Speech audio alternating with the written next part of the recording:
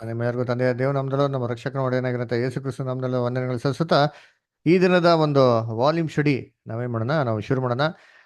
ನಿಮ್ಗೆಲ್ಲರಿಗೂ ಚೆನ್ನಾಗಿ ಗೊತ್ತಿರಂಗೆ ಅನೇಕ ಒಂದು ದಿವಸಗಳಿಂದ ನಮ್ಮ ಸಹೋದರು ಬರೆದಂತ 5ನೇ ವಾಲ್ಯೂಮ್, ಅದರ 5ನೇ ವಾಲ್ಯೂಮ್ ನಾವೇನ್ ಮಾಡ್ತಾ ಇದ್ರಿ, ಅದನ್ನ ಓದ್ತಾ ಇದ್ರಿ. ಆಲ್ಮೋಸ್ಟ್ ಇವಾಗ ಏನ್ ಮಾಡಿದ್ರಿ, ಒಂದು 8 ಚಾಪ್ಟರ್ಸ್ ಮುಗಿಸ್ಬಿಟ್ಟು 9 ಚಾಪ್ಟರ್ ಬಂದಿದ್ರಿ. ಅದಾದ baptism witness of the holy spirit ಅಂತಂದ್ಬಿಟ್ಟು. ಸೊ ನಾವು ಕಳೆದ ಸತಿ ನೋಡ್ಬೇಕಾದ್ರೆ ಪೇಜ್ ನಂಬರ್ 213 ನಾವು ಓದಿದ್ರಿ ಇಂಗ್ಲೀಷಲ್ಲಿ.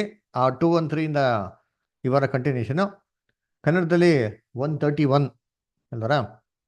ಅದರಿಂದ ಸೋದರ ಸೋದರಿಗಳು ಯಾರ ಹತ್ರ ಎಲ್ಲ ವಾಲ್ಯೂಮ್ಸ್ ಇದೆಯೋ ಅವರ ತಮ್ಮ ಕೈಗಳನ್ನ ಎತ್ತಿದ್ರೆ ಅವ್ರಿಗೆಲ್ಲ ಓದೋದಕ್ಕೆ ಏನು ಮಾಡ್ಬೋದು, ಅವಕಾಶಗಳನ್ನ ಕೊಡ್ಬೋದು. ಸೊ ಬ್ರದರ್ಸ್ ಸಿಸ್ಟರ್ಸ್ ಯಾರ ಹತ್ರ ಎಲ್ಲ ವಾಲ್ಯೂಮ್ಸ್ ಇದೆಯೋ ಕೈಗಳೆತ್ತರೆ ಅವಕಾಶಗಳು ಕೊಡ್ಬೋದು. ಸೊ ಫಸ್ಟ್ ಪ್ಯಾರಾಗ್ರಾಫ್ ಯಾರು ಓದ್ತೀರಾ?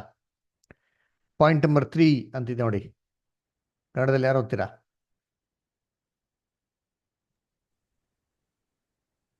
ಹಾಂ, ಓದಿ ಪ್ರಸನ್ನ ಬ್ರದರ್, ಇಲ್ಲ ಲಕ್ಷ್ಮೀ ಸಿಸ್ಟರ್ ಓದಿ.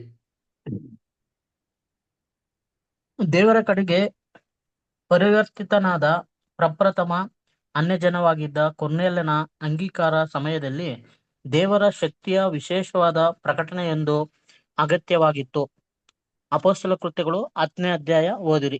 ಏಕೆಂದರೆ ಅಲ್ಲಿಯವರೆಗೆ ಅನ್ಯಜನರು ಯಹೂದ್ಯರಿಂದ ಬಹಿಷ್ಕರಿಸಲ್ಪಟ್ಟವರಾಗಿದ್ದರು ಮತ್ತು ಆ ಜನರು ದೇವರ ದಾಸರಾಗಿರಲು ಯೋಗ್ಯರಲ್ಲ ಎಂಬ ಭಾವನೆ ಯಹೂದ್ಯರಲ್ಲಿತ್ತು.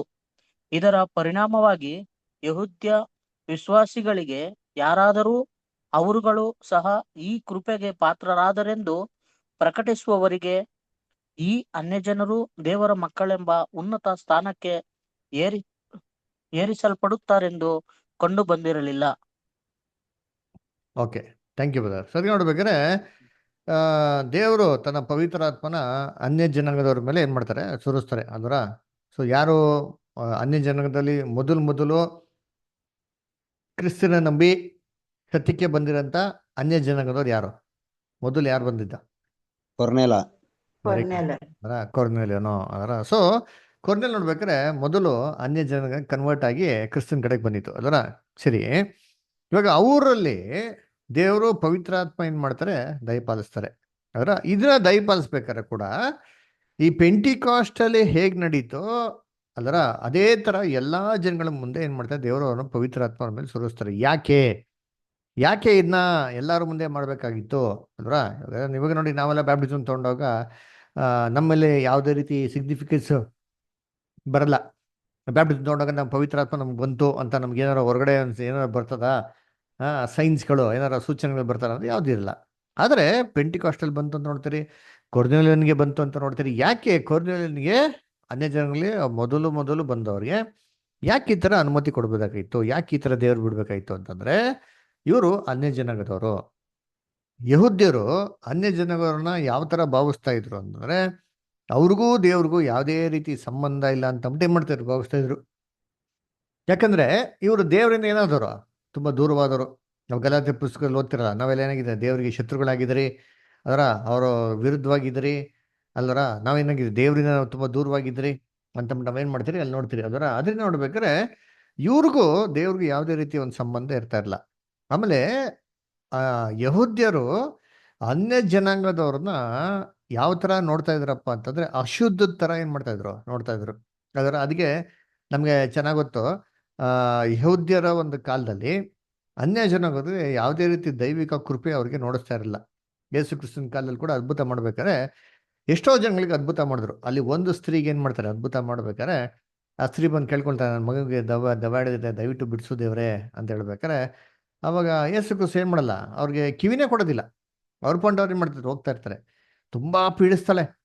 ಅವಾಗ ಶಿಷ್ಯರು ಏನ್ ಮಾಡ್ತಾರೆ, ಅಯ್ಯೋ ಸ್ವಾಮಿ ಇಷ್ಟೊಂದು ಪೀಡಿಸ್ತಾರಲ್ಲ, ಯಾಕೆ ಅವ್ನ ಮಾತು ಕೇಳ್ಬಾರ್ದ ನೀವು, ಸ್ವಲ್ಪ ನೋಡಿ ಅಂತ ಹೇಳ್ತಾರೆ. ಮತ್ತೆ 15ನೇ ಅಧ್ಯಾಯದಲ್ಲಿ ಬರ್ತದೆ. ಅವ್ ಕ್ರಿಸ್ತನ್ ಏನ್ ಮಾಡ್ತಾರೆ, ಇಲ್ಲ ಏನ್ರಿ, ಆ ನಾನು ಬರೀ ಕಾಣೆಯಾಗಿರೋಂಥ ಯಹೂದ್ಯರ ಮನೆಗೆ ತನಗೆ ಮಾತ್ರ ಕಳ್ಸಿಕೊಟ್ಟುಬಿಟ್ಟಿರೋದು.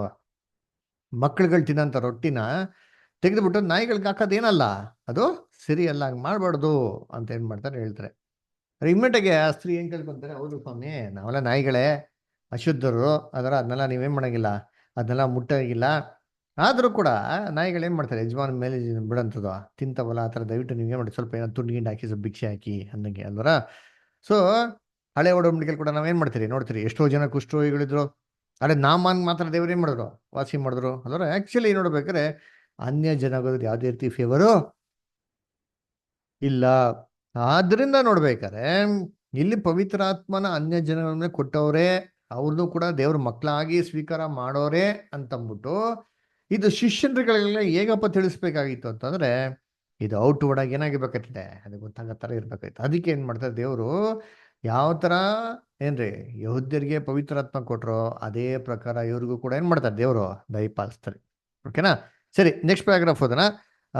ನೆಕ್ಸ್ಟ್ ಪ್ಯಾರಾಗ್ರಾಫು ಯಾರು ಓದ್ತೀರಾ ಬ್ರದರ್ಸ್ ಸಿಸ್ಟರ್ಸ್? ಲಕ್ಷ್ಮೀ ಇಷ್ಟ ಓದ್ಬೋದಾ? ಓದ್ತೀನಿ. ಹ್ಮ್ ಯಹೂದ್ಯರ 70 ವಾರಗಳ ಕೃಪಾಕಾಲದ ಅಂತ್ಯದವರೆಗೆ, ಅಂದರೆ ಪಂಚಶತಮ ದಿನದಿಂದ 3.5 ವರ್ಷಗಳ ಕಾಲದವರೆಗೆ ಅನ್ಯ ಜನರನ್ನು ಅಂಗೀಕರಿಸುವುದು ದೇವರ ಯೋಜನೆಯಲ್ಲಿ ಇರಲಿಲ್ಲ ಎಂಬುದನ್ನು ನಾವು ಈಗಾಗಲೇ ನೋಡಿದ್ದೇವೆ. ಆದುದರಿಂದ ಅನ್ಯ ಜನರಿಂದ ಪರಿವರ್ತನೆ ಹೊಂದುವವರು ಯಹೂದ್ಯರೊಂದಿಗೆ ಸರಿಸಮಾನವಾಗಿ ಜೊತೆ ಬಾಧ್ಯಸ್ಥರಾಗುವರೆಂಬ ಸತ್ಯದ ಸೂಚನೆಯು ಪಂಚಶತಮ ದಿನದ ಪವಿತ್ರಾತ್ಮನ ದೀಕ್ಷಾಸ್ಥಾನದಲ್ಲಿ ಕಂಡುಬರುವುದಿಲ್ಲ. Thank you brother. ಅಷ್ಟೇನಾ? ಅಷ್ಟೇ ಬ್ರದರ್ ಇರೋದು. ನೆಕ್ಸ್ಟ್ ಓದ್ಲಾ ಬ್ರದರ್? ಏನೋ ಓದ್ರಿ. ಅಪೊಸ್ತಲರಲ್ಲಿಯೂ ಇತರ ಯಹೂದ್ಯರಲ್ಲಿಯೂ ಆಳವಾಗಿ ತಳವೂರಿದ್ದ ಅಸೂಯೆಯು ದೃಷ್ಟಿಯಿಂದ ಪಂಚಶತಮ ದಿನದಲ್ಲಿ ತೋರಿ ಬಂದಂತಹ ಮತ್ತೊಂದು ಪ್ರಕಟಣೆಯು ಅಪೊಸ್ತಲರ ತಿಳುವಳಿಕೆಗೆ ತೋರಿಬರುವುದು ಬಹಳ ಸಮಂಜಸವಾಗಿದ್ದು, ಕೊರ್ನೇಲನ ಮೇಲೆಯೂ ಉರಿಯಂತಿದ್ದ ನಾಲಿಗೆಯೊಂದು ಬಂದು ಕುಳಿತಿತ್ತು ಎಂದು ಊಹಿಸಬೇಕಾಗಿಲ್ಲ. ಆತನು ಬಹುಶಃ ಪಂಚಶತಮ ದಿನದಂದು ಯಹೂದ್ಯ ಪರಿವರ್ತರ ಮೇಲೆ ಇಳಿದು ಬಂದ ವರಗಳಿಗೆ ಸಮಾನವಾಗಿ ಕೆಲವೊಂದು ವರಗಳನ್ನು ಮಾತ್ರವೇ ಪಡೆದನು. Okay, thank you sister. So ಇಲ್ಲಿ ಯಹೂದ್ಯರಿಗೆ ದೇವ್ರು ಏನ್ ಮಾಡಿದ್ರು, ಕೃಪೆಯನ್ನು ಕೊಟ್ಟಿದ್ರು. ಆ ಕೃಪೆಯ ಸಮಯ ಎಲ್ಲಪ್ಪ ಮುಗೀತು ಅಂತ ನೋಡ್ತೀವಿ ಅಂತಂದ್ರೆ, ಯೇಸು ಕ್ರಿಸ್ತು ಶಿಲ್ಬೆ ಮೇಲೆ ಸತ್ತಿದ್ದು 3.5 ವರ್ಷದ ನಂತರ ಏನಾಯ್ತು, ಅದು ಮುಗೀತು. ಅಲ್ಲಿವರೆಗೂ ದೇವ್ರು ಯಾವುದೇ ಕಾರಣಕ್ಕೂ ಯಹೂದ್ಯರನ್ನ ಬಿಟ್ಟು ಅನ್ಯ ಜನರ ಕಡೆಗೆ ತಿರುಗಕ್ಕೆ ಸಾಧ್ಯನೇ ಇರ್ತಾ ಇರಲಿಲ್ಲ ರೀ. ಅದರ ಇದೆಲ್ಲಪ್ಪ ನಮ್ಗೆ ಗೊತ್ತಾಗ್ತಾರೆ ಅಂತಂದ್ರೆ, ದಾನಿಯೆಲ್ ಬರೆದಂಥ ಪ್ರವಾದನೆಯಲ್ಲಿ ಏನಾಗಿದೆ ನಮಗೆ ಅಲ್ಲಿ ಮಾತುಗಳು ನೆರವೇರೋದು ನಾವು ನೋಡ್ತೀವಿ. ಎಲ್ಲಿ ದಾನಿಯೆಲ್ ಬರೆದಂಥ ಪ್ರವಾದನೆ ಗ್ರಂಥದ ನೋಡಿದ್ರೆ ಅಲ್ಲಿ 70 ವಾರಗಳ ಒಂದು ಪ್ರವಾದನೆ ಹೇಳ್ತಾರೆ ನೋಡಿ. ಓದೋಣ, ಯಾರಾದ್ರು ಓದ್ರಿ ಬೈಬಲ್ನ ದಯವಿಟ್ಟು. ದಾನಿಯೇಲ 9ನೇ ಅಧ್ಯಾಯ ವಾಕ್ಯ 24ರಿಂದ ಓದ್ರಿ ಯಾರಾದ್ರು ಸೋದರಿಗಳು.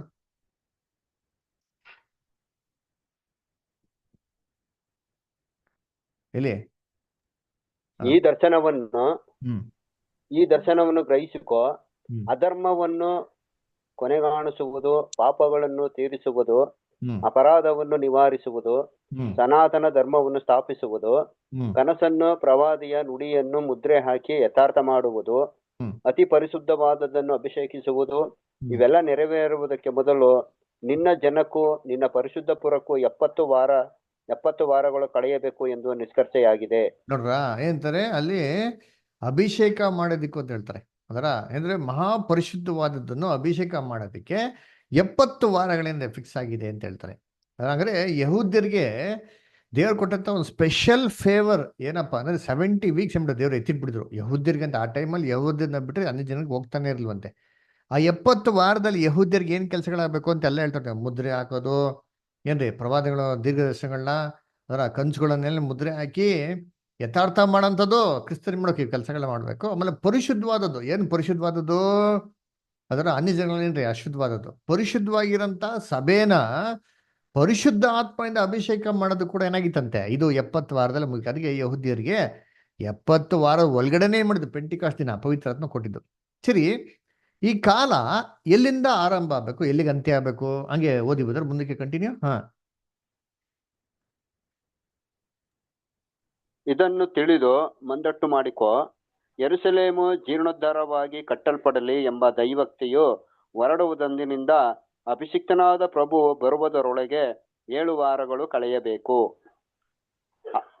ಅದು ಪುನಃ ಕಟ್ಟಲ್ಪಟ್ಟು 62 ವಾರ ಇರುವುದು.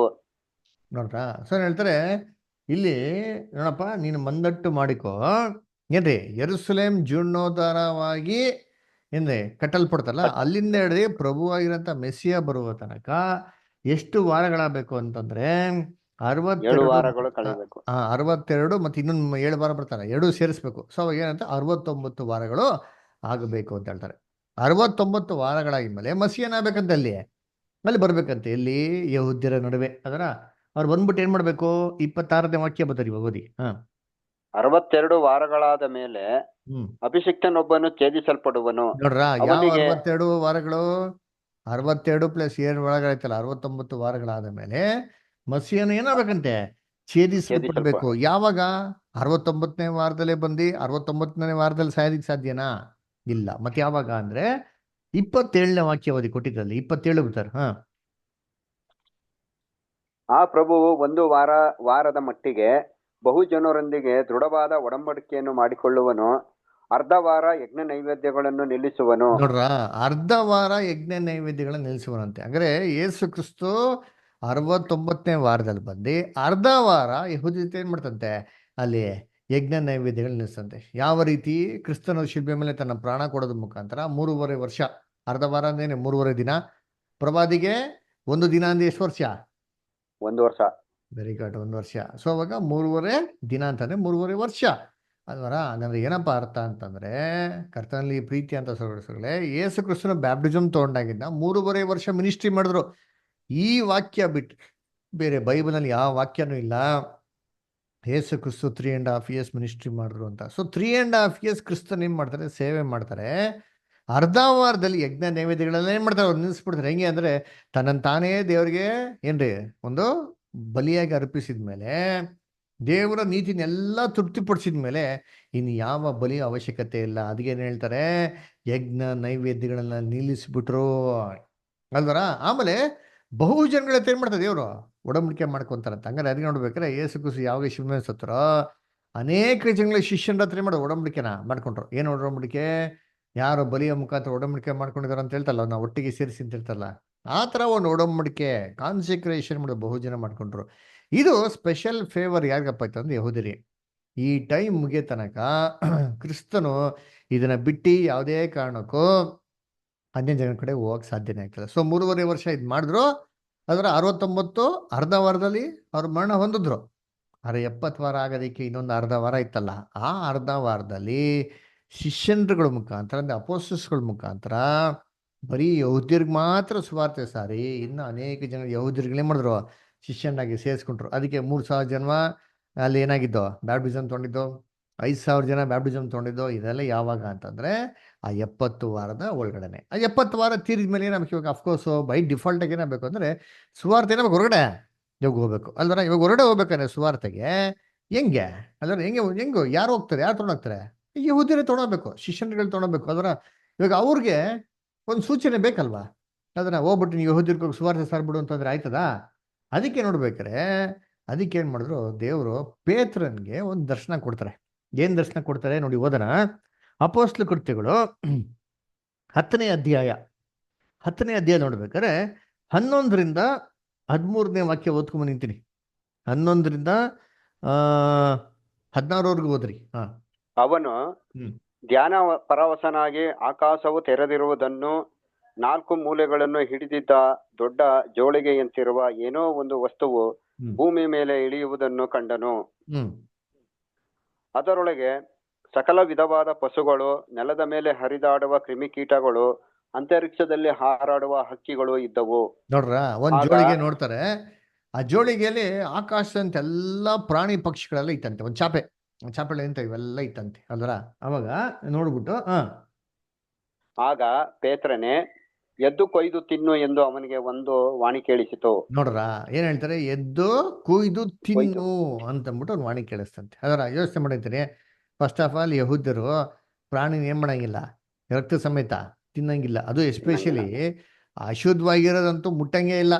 ಅದರ ಹಂಗಿರ್ಬೇಕ್ರೆ ಪೇತ್ರ ಏನು ದಾನ ಪ್ರವೇಶನ ಆಗಿರ್ಬೇಕಾರೆ ಅವನೊಂದು ದರ್ಶನ ನೋಡ್ತಾನೆ, ಎಲ್ಲ ಪ್ರಾಣಿಗಳು ಏನ್ ಮಾಡು ನೀನು ಕಡ್ದ್ಬಿಟ್ಟು ತಿನ್ನು ಅಂತ ತಿನ್ನು. ಬಿಟ್ಟು ಅಲ್ವರ. ಆಮೇಲೆ ನೋಡಿ ನೆಕ್ಸ್ಟ್ ಏನಾಯ್ತಂತೆ. ಹಾ ಅದಕ್ಕೆ ಪೇತ್ರನು, ಹ್ಮ್ ಬೇಡವೇ ಬೇಡ ಸ್ವಾಮಿ, ನಾನು ಎಂದೂ ಹೊಲೆ ಪದಾರ್ಥವನ್ನಾಗಲಿ ಅಶುದ್ಧ ಪದಾರ್ಥವನ್ನಾಗಲಿ ತಿಂದವನಲ್ಲ ಅಂದನು. ನೋಡ್ರ, ನಾನು ಯಾವತ್ತು ಅಶುದ್ಧವಾಗಿರೋದು ತಿಂದವನ್ನೆಲ್ಲ, ಹಂಗಾರೆ ಇದು ಜೋಳಿಗೆ ಇದ್ದಿದ್ದೆಲ್ಲ ಏನಂತೆ ಎಲ್ಲ ಅಶುದ್ಧವಾಗಿರೋ ಪ್ರಾಣಿಗಳೇ ಅಲ್ವರ. ಇಲ್ಲ ಸ್ವಾಮಿ ನಾನು ತಿನ್ನಕ್ಕಾಗಲ್ಲ, ನಾನು ಯಾವತ್ತು ಏನ್ ಮಾಡಕ್ ಹೋಗಿಲ್ಲ, ನಾ ತಿನ್ನಕ್ ಹೋಗಿಲ್ಲ ಅಂತ ಹೇಳ್ತಾರೆ. ಅವಾಗ ದೇವ್ರು ಏನು ಉತ್ತರ ಕೊಡ್ತಾರೆ ನೋಡಿದ್ದೀನಿ. ಹಾ ದೇವರು ಹ್ಮ್ ಶುದ್ಧ ಮಾಡಿದ್ದನ್ನು ನೀನು ಹೊಲೆ ಎನ್ನಬೇಡವೆಂದು ತಿರುಗಿ 2ನೇ ಸಾರಿ ಅವನಿಗೆ ವಾಣಿ ಕೇಳಿಸಿತು. ನೋಡ್ರ, ಅವಾಗ ದೇವ್ರೇನ್ ಹೇಳ್ತಾರೆ, ನೋಡಪ್ಪ ನಾನ್ ಶುದ್ಧ ಮಾಡಿದ್ದ ನೀನ್ ಹೆಂಗೆ ಅಶುದ್ಧ ಅಂತ ಹೇಳ್ತೀಯಾ ಅಂತ ಹೇಳ್ತಾರೆ. ಹಾಗಾದ್ರೆ ದೇವರು ಈ ದರ್ಶನ ಮುಖಾಂತರ ಪೇತ್ರನಿಗೆ ಏನಪ್ಪ ಒಂದು ಸೂಚನೆ ಕೊಟ್ರು ಅಂದ್ರೆ, ಅಶುದ್ಧವಾಗಿರಂತ ಅನ್ಯ ಜನಾಂಗದವ್ರನ್ನ ದೇವ್ರು ಏನ್ ಮಾಡ್ತಾ ಇದ್ರಿ ಇವತ್ತು ಸತ್ಯಕ್ಕೆ ಅಂಗೀಕಾರ ಮಾಡ್ತಾವ್ರೆ.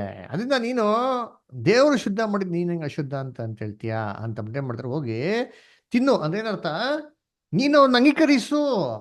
ಏನ್ ಮಾಡು, ಅಶುದ್ಧವಾಗಿರೋಂಥ ಅನ್ಯ ಜನಾಂಗದವ್ರನ್ನ ನೀನ್ ದೇವ್ರ ಮಕ್ಳಾಗ ಏನ್ ಮಾಡು, ನೀನು ಅಂಗೀಕರಿಸು, ಅವ್ರನ್ನ ಜೊತೆಗೆ ಸೇರಿಸ್ಕೋ, ಅವ್ರನ್ನ ಜೀರ್ಣ ಮಾಡ್ಕೋ ಅಲ್ವರ, ಅವ್ರ ಜೊತೆಗೆ ನೀವು ಇರು ಅಂತ ಅಂದ್ಬಿಟ್ಟು ಅಲ್ವರ. ನೋಡಿ ಅದಕ್ಕೆ ನೆಕ್ಸ್ಟ್ ಏನ್ ಹೇಳ್ತಾರೆ ಆಮೇಲೆ ನೆಕ್ಸ್ಟ್. ಪೇತ್ರನು ತನಗಾದ ದರ್ಶನವು ಏನಾಗಿರಬಹುದೆಂದು ತನ್ನಲ್ಲಿ ಕಳವಳ ಪಡುತ್ತಿರುವಾಗಲೇ ಹ್ಮ್ ಕೊರ್ನೇಲನು ಕಳುಹಿಸಿದ್ದ ಆ ಮನುಷ್ಯರು ಸೀಮೋನನ ಮನೆ ಯಾವುದು ಎಂದು ಕೇಳಿಕೊಂಡು ಬಂದು ಹ್ಮ್ ಆ ಮನೆ ಬಾಗಿಲಲ್ಲಿ ನಿಂತು, ಹ್ಮ್ ಪೇತ್ರನೆನಿಸಿಕೊಳ್ಳುವ ಸೀಮೋನನು ಇಲ್ಲಿ ಇಳುಕೊಂಡಿದ್ದಾನೋ ಎಂದು ಕೂಗಿ ಕೇಳಿದರು. ನೋಡ್ರ, ಪೇತ್ರನು ಕರೆಕ್ಟಾಗೆ ಸಾಕ್ಬಿಡಿ. ಅದಕ್ಕೆ ನೋಡ್ಬೇಕಾರೆ ಇದೇನಪ್ಪ ಇದು ದರ್ಶನ ಅಂತ ಥಿಂಕ್ ಮಾಡ್ತಾ ಇರ್ಬೇಕಾದ್ರೆ ಆಲ್ರೆಡಿ ಒಬ್ರು ಏನಾಗಾರೆ ಗೇಟ್ ಹತ್ರ ಬಂದು ನಿಂತವ್ರು. ಯಾರು? ಕೊರ್ನ್ಯೂಲಿಯಸ್ ಮನೆಯಿಂದ ಸೇವಕರು. ಇದು ಪೇತ್ರನ ಮನೆ ಇದೇನಾ ಅಂತ ಅಂದ್ಬಿಟ್ಟು ಕರೆಕ್ಟಾಗಿ ಏನ್ ಮಾಡ್ತಾರೆ, ಪೇತ್ರ ಎಂಕ್ವೈರಿ ಮಾಡ್ತಾ ಇರ್ಬೇಕಾದ್ರೆ, ಓ ಇದು ದೇವ್ರ ಪವಿತ್ರ ಆತ್ಮನ ಗೈಡೆನ್ಸ್ ಅಂತ ಏನ್ ಮಾಡ್ತಾರೆ, ಸೀದಾ ಬಂದ್ಬಿಟ್ಟು ಏನ್ ಮಾಡ್ತಾರೆ ಅಂತಂದ್ರೆ ಹೋಗಿ ಏನೇ ಕೊರ್ನ್ಯೂಲಿಯಸ್ ಮನೆಗೆ ಏನ್ ಮಾಡ್ತಾರೆ, ಅಲ್ಲಿ ಹೋಗ್ತಾರೆ. ಕೊರ್ನ್ಯೂಲಿಯಸ್ ಮನೆಗೆ ಹೋದವಾಗ ಅಲ್ಲಿ ಏನಾಯ್ತಪ್ಪ ಅಂತಂದ್ರೆ ಸೇಮು ಏನ್ರಿ, ಇವ್ರ ಮೇಲೆ ಬಂತಲ್ಲ ಪವಿತ್ರಾತ್ಮ, ಯಾರೋ ಯಹೂದ್ಯರ ಮೇಲೆ ಪವಿತ್ರಾತ್ಮ, ಅದೇ ತರ ಇವ್ರ ಮೇಲೆ ಏನಿರುತ್ತೆ ಪವಿತ್ರಾತ್ಮ ಬಂತು ನೋಡಿ. ಪವಿತ್ರಾತ್ಮ ಬಂದಾಗ ಏನಾಯ್ತು ನೋಡಿ, ಓದೋಣ ನಿಮಿಷ ಇರ್ತೀನಿ. ಒಂದು ನಿಮಿಷ.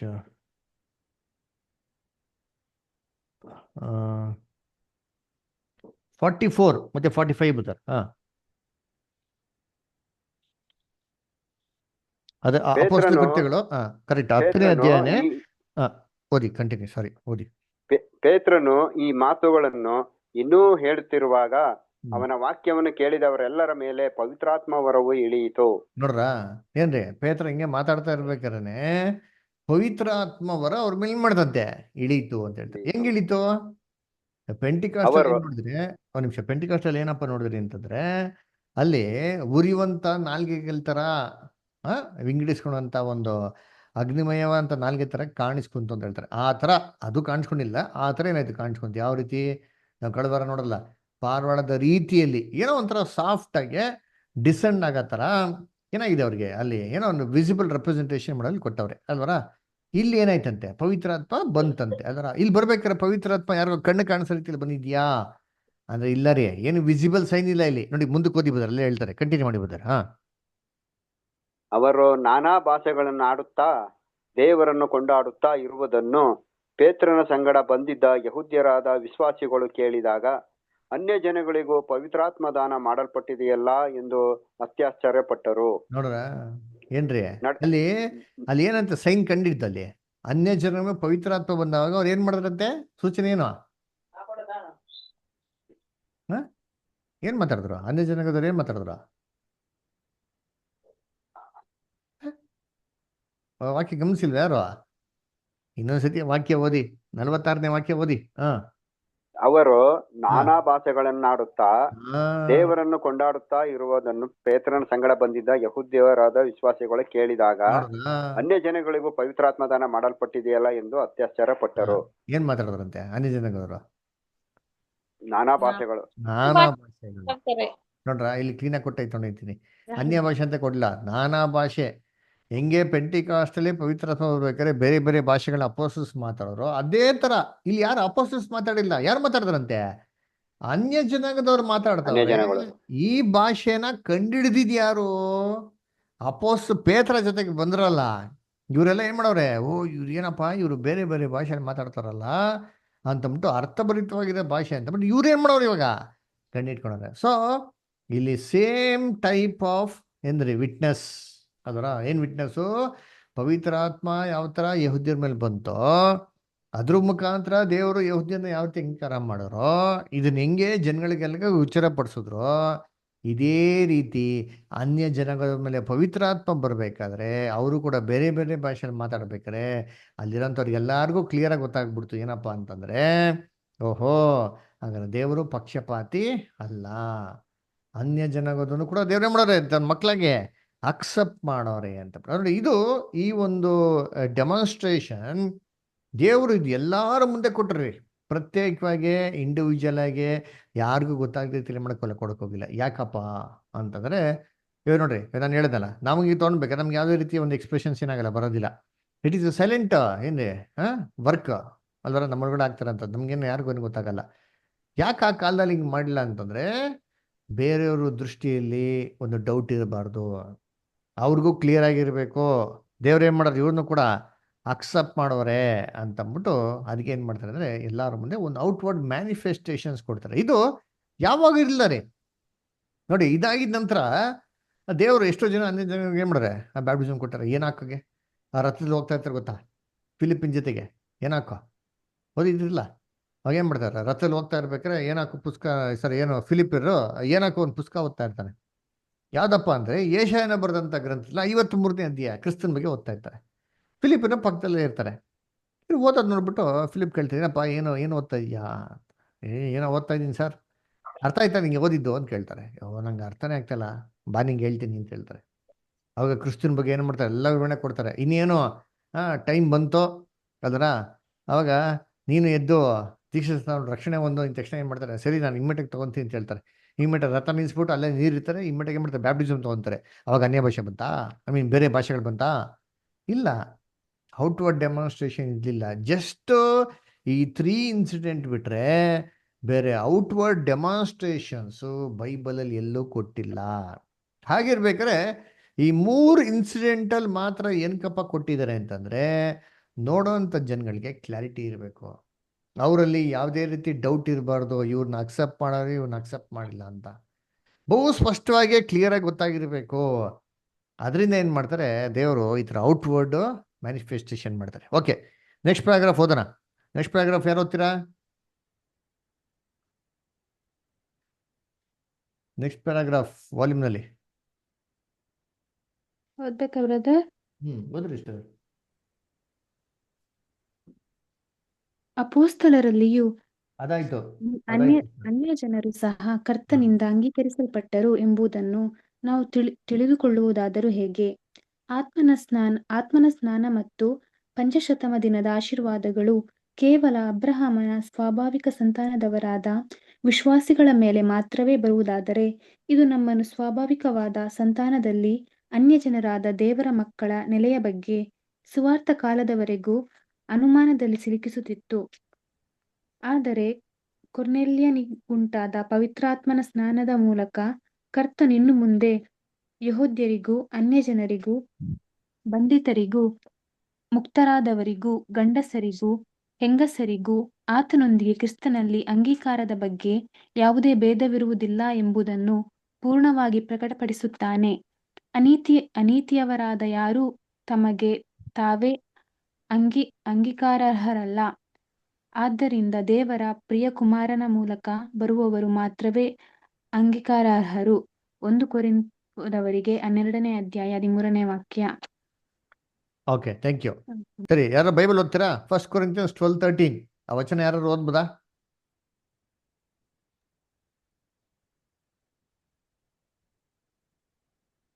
ಯಹೂದ್ಯರಾಗಲಿ ಗ್ರೀಕರಾಗಲಿ ದಾಸರಾಗಲಿ ಸ್ವತಂತ್ರರಾಗಲಿ ನಾವೆಲ್ಲರೂ ಒಂದೇ ದೇಹವಾಗುವುದಕ್ಕಾಗಿ ಒಂದೇ ಆತ್ಮನಲ್ಲಿ ದೀಕ್ಷಾಸ್ನಾನ ಮಾಡಿಸಿಕೊಂಡೆವು, ಒಂದೇ ಆತ್ಮ ನಮ್ಮೆಲ್ಲರಿಗೂ ದಾನವಾಗಿ ಕೊಡಲ್ಪಟ್ಟಿತು.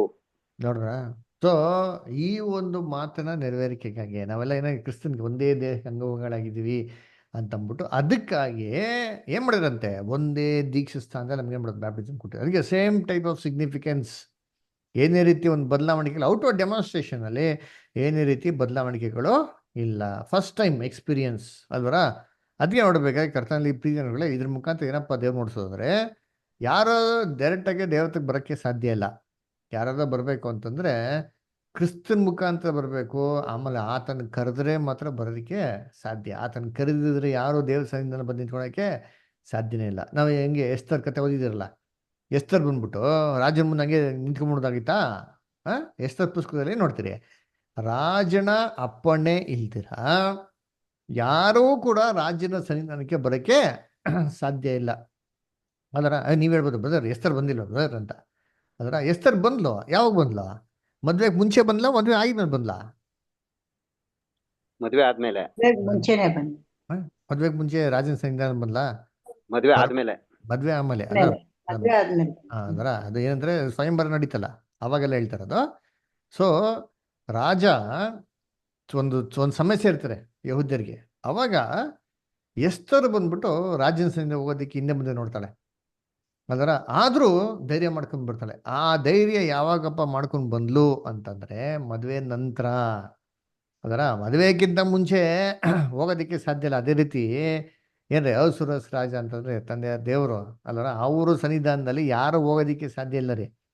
ಅದರ ಹೋಗ್ಬೇಕು ಅಂತಂದ್ರೆ ನಮ್ಗೇನ್ ಬೇಕು? ದಯೆ ಬೇಕು. ಆತನ ಕರಿಬೇಕು ನಮ್ಮನ್ನ, ಬಾಪ ನೀನು ಅಂತಂದವಾಗ ಮಾತ್ರ ಸಭೆ ಆಗಿರೋ ನಾವು ಆತ ಸನ್ನಿಧಾನ ಹೋಗಿ ನಿಂತ್ಕೊಳಕ್ಕೆ ಸಾಧ್ಯ ಅಲ್ವರ. ನಾವು ಇಷ್ಟ ಬಂದ ಹೋಗಿ ನಿಂತ್ಕೊಂಡ್ಬಿಡ್ತೀವಿ ಆಯ್ತದ ಅಲ್ವರ. ಸತ್ಯಕ್ಕೆ ಅವರೇ ನಮ್ಗೆ ಕರೆದಿರೋದು. ಬಾ ನಡೀರಿ, ಯಾರು ಬರ್ತಾರೆ ಕರ್ಕೊಂಬರ್ರಿ, ಅವ್ರು ಒಳ್ಳೆ ಚೆನ್ನಾಗಿರೋ ಕರ್ಕೊಂಬರ್ರಿ ಹುಡುಗಿರ್ಗಳನ್ನ ಅಂತ ಹೇಳ್ತಾರೆ ಅಲ್ವರ. ಹಂಗಾರೆ ಒಳ್ಳೆ ಗುಣಗಳಿರಂತ ಏನ್ರಿ ಒಂದು ಏನು ಸಂಗಾತಿ ಆಗೋದಕ್ಕೆ ಯಾರು ಸರಿ ಇದ್ದ ಕರ್ಕೊಂಬರ್ರಿ ಅಂತ ಹೇಳ್ತಾರೆ. ಅದ್ರ ಅವಾಗ ಏನು ಮಾಡಿದವಾಗ ದೇವ್ರು ನಮ್ಮನ್ನೆಲ್ಲ ಆಯ್ಕೆ ಮಾಡಿದವಾಗ ಅವಾಗೇನೋ ಸಮಸ್ಯೆ ಇದೆಯಾ, ಒಡಂಬಡಿಕೆ ಮಾಡ್ಕೊಂಡಿದ್ದೀರಾ, ಆ ಜೊತೆಗೆ ಸೇರ್ಕೊಂಡಿದ್ದೀರಾ, ಅವಾಗ ನಿಮ್ಗೇನೋ ಸಮಸ್ಯೆ ಇದೆಯಾ, ನೀವು ಧಾರಾಳವಾಗಿ ಯಾವಾಗ ಬೇಕಾದ್ರೂ ಹೋಗ್ಬೋದು ಅಲ್ವರ. ಏನ್ರಿ ಬೈಬಲ್ ಹೇಳ್ತಾರ, ದೇವರ ಏನ್ರಿ ಸಮಯೋಚಿತವಾದಂಥ ಸಹಾಯವನ್ನು ಹೊಂದೋದಿಕ್ಕೆ ದೇವರ ಕೃಪಾಸನದ ಮುಂದೆ ನಾವು ಧೈರ್ಯವಾಗಿ ಬರೋಣ ಅಂತ ಹೆಬ್ರಿಯರ್ 4:15-16 ಹೇಳ್ತಾರಲ್ಲ. ಇದು ಯಾರು ಕೊಟ್ಟಿರೋದು ವಾಗ್ದಾನ? ನಮಗೆ ಕೊಟ್ಟಿರೋದು, ಸಭೆಗೆ ಕೊಟ್ಟಿರೋದು, ಇಡೀ ಲೋಕ ಜನಗಳಿಗೆ ಅಲ್ಲ. ಇದೇ ಎಸ್ತರ್ ಜಾಗದಲ್ಲಿ ಬೇರೆ ಯಾರೋ ಹುಡುಗಿ ಬಂದಿದ್ರೆ ರಾಜ ಏನ್ ಮಾಡ್ಯಾನ? ತಲೆನ ಕತ್ತರಿಸ್ಬಿಟ್ಟಿರೋನು. ಎಸ್ತರ್ ಬಂದಿರೋದನ್ನ ಏನ್ ಮಾಡ್ತಾನೆ? ಓ ಏನೋ ಸೀರಿಯಸ್ ಮ್ಯಾಟರ್ ಇರ್ಬೇಕಪ್ಪ ಅಂತ ದಯೆ ನೋಡಿಸ್ತಾನೆ ಅದರ. ಅದರಿಂದ ಕರ್ತನಲ್ಲಿ ಪ್ರೀತಿಗಳೇ, ಇದೇ ರೀತಿ ಇಲ್ಲಿ ಅನ್ಯ ಜನಾಂಗದವ್ರಿಗೆ ಕೂಡ ದೇವ್ರು ಏನಪ್ಪ ಸಿಗ್ನಿಫಿಕೆನ್ಸ್ ಕೊಟ್ಟರು ಅಂತಂದ್ರೆ, ದೇವ್ರು ಯಾರನ್ನ ಕರೆದಿರೋ ಹೊರತು ಯಾರು ದೇವ್ರ ಬಳಿಗೆ ಬರೋಕ್ಕೆ ಸಾಧ್ಯ ಇಲ್ಲ. ಅದಕ್ಕೆ ನೋಡಿ ಗಲಾತ್ಯರು ಒಂದು ಮಾತು ಹೇಳ್ತಾರೆ, ಚೆನ್ನಾಗಿದೆ ವಾಕ್ಯ. ಒಂದು ನಿಮಿಷ ಅಲ್ಲಿ 1 ಮಿನಿಟ್. ಗಲಾತ್ಯರು 4ನೇ ಅಧ್ಯಾಯ ಇರೋದು ನೋಡ್ರಿ. 1 ಮಿನಿಟ್. ಗಲಾತ್ಯರಲ್ಲಿ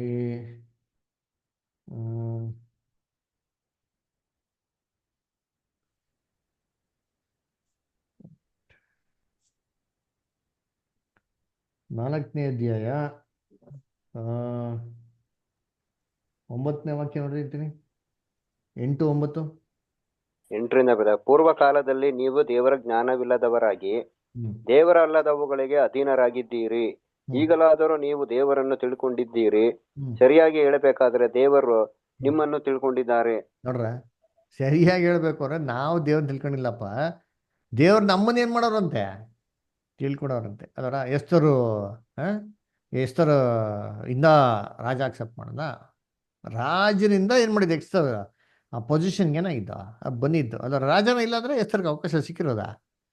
ಚಾನ್ಸೇ ಇಲ್ಲ. ಅದರಿಂದ ಕರ್ತನಲ್ಲಿ ಪ್ರೀತಿಗಳೇ, ಸೇಮ್ ರೀತಿಯಲ್ಲಿ ಕ್ರಿಸ್ತನ ದೇಹಕ್ಕೆ ಅಂಗವಾಗೋದಿಕ್ಕೆ ನಮ್ಮನ್ನ ದೇವ್ರು ಕರೆದಿರಿದ್ರೆ, ನಮ್ಗೆ ಅಬ್ರಾಹ್ಮನ್ ಮಾಡಿದಂಥ ವಾಗ್ದಾನದಲ್ಲಿ ಅವರು ಒಂದು ಏನ್ರಿ ಜಾಯಿಂಟ್ ಹೇರ್ ಅಂತ ಹೇಳ್ತಾರಲ್ಲ, ವಾರಿಸ್ದಾರ, ಅದ್ರಲ್ಲಿ ನಮ್ಗೆ ಪಾಲೇ ಇಲ್ಲ ರೀ ಅಲ್ವರ.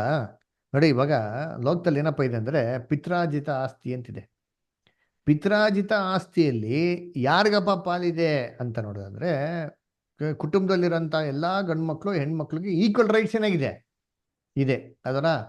ಆದ್ರೆ ಏನ್ರಿ ಪಿತ್ರಾರ್ಜಿತ ಆಸ್ತಿ ಅಲ್ಲ ಅಂತಿರ್ಬೇಕಾದ್ರೆ ಅದರಲ್ಲಿ ಏನಿಲ್ಲ, ಹಕ್ಕು ಇಲ್ಲ ರೀ. ಸ್ವಂತ ಮಕ್ಳು ಕೂಡ ಆಕ್ಚುಲಿ ಹಕ್ಕಿರಲ್ಲ. ಪಿತ್ರಾರ್ಜಿತ ಆಸ್ತಿ ಇದ್ರೆ ಮಾತ್ರ ಏನ್ರಿ ಹಕ್ಕು. ಇದು ಹೆಂಗೆ ನಮ್ಗೆ ಬಂದಿರೋದು ಆಸ್ತಿ? ಇದು ಅಬ್ರಾಹ್ಮನ ಒಂದು ವಾಗ್ದಾನ. ನಿನ್ನ ಸಂತತಿ ಮುಖಾಂತರ ಎಲ್ಲರನ್ನು ಆಶೀರ್ವದಿಸುವೇನೋ, ನಿನ್ನ ಸಂತತಿ. ಇದು ಬಂದ್ಬಿಟ್ಟು ವಾಗ್ದಾನ ಬಂದಿರೋದು ನಮ್ಗೇನೋ ಸಪರೇಟಾಗಿ ಏನು ಕರೆದು ಮಾಡಿಲ್ಲ. ಪಿತ್ರಾರ್ಜಿತ ಬಂದಿರೋದು ಯಾರು? ಅಬ್ರಾಹ್ಮಿಂದ ಬಂದಿರೋದು, ಅಮೂಲ್ ತಂದೆಯಿಂದ ಬಂದಿರೋದು.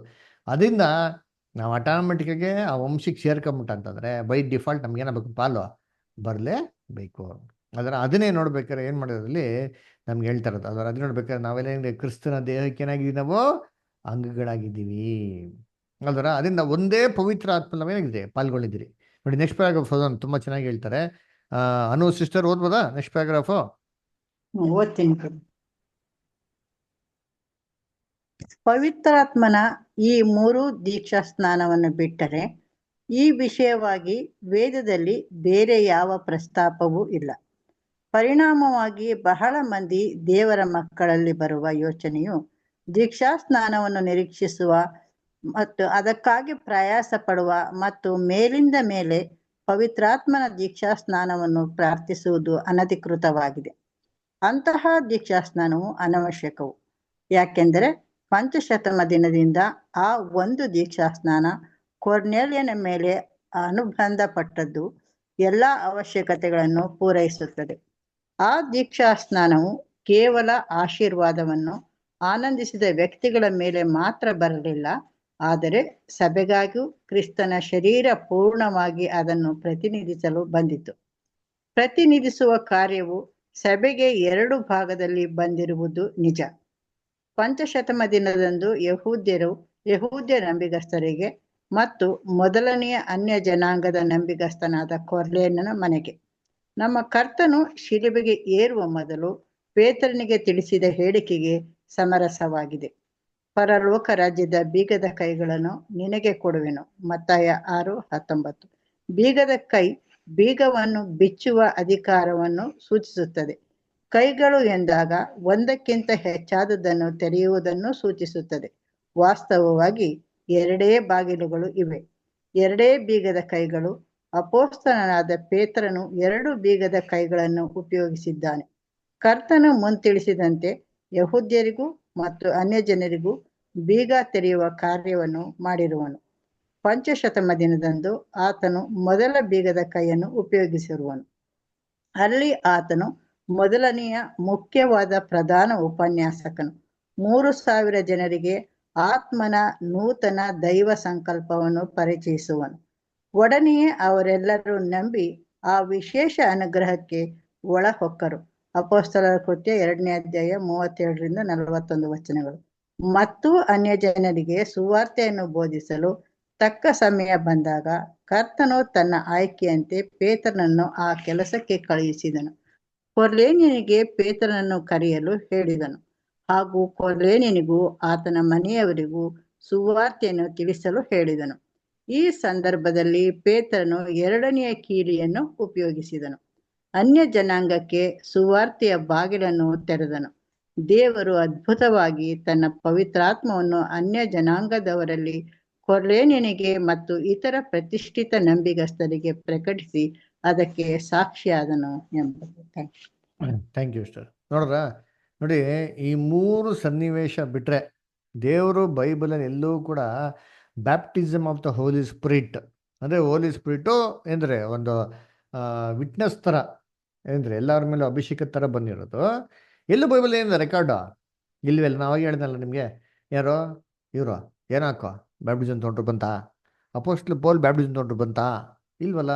ಅದೇಕೆ ಅಪೋಸ್ಟ್ಲ್ ಪೌಲ್ ಇಡೀ ಎಫೆಸಸ್ ಸಭೆಗೆ ಕೊಡ್ತಾರೆ ಬ್ಯಾಪ್ಟಿಸಮ್ ಬಂತಾ? ಇಲ್ವಲ್ಲ.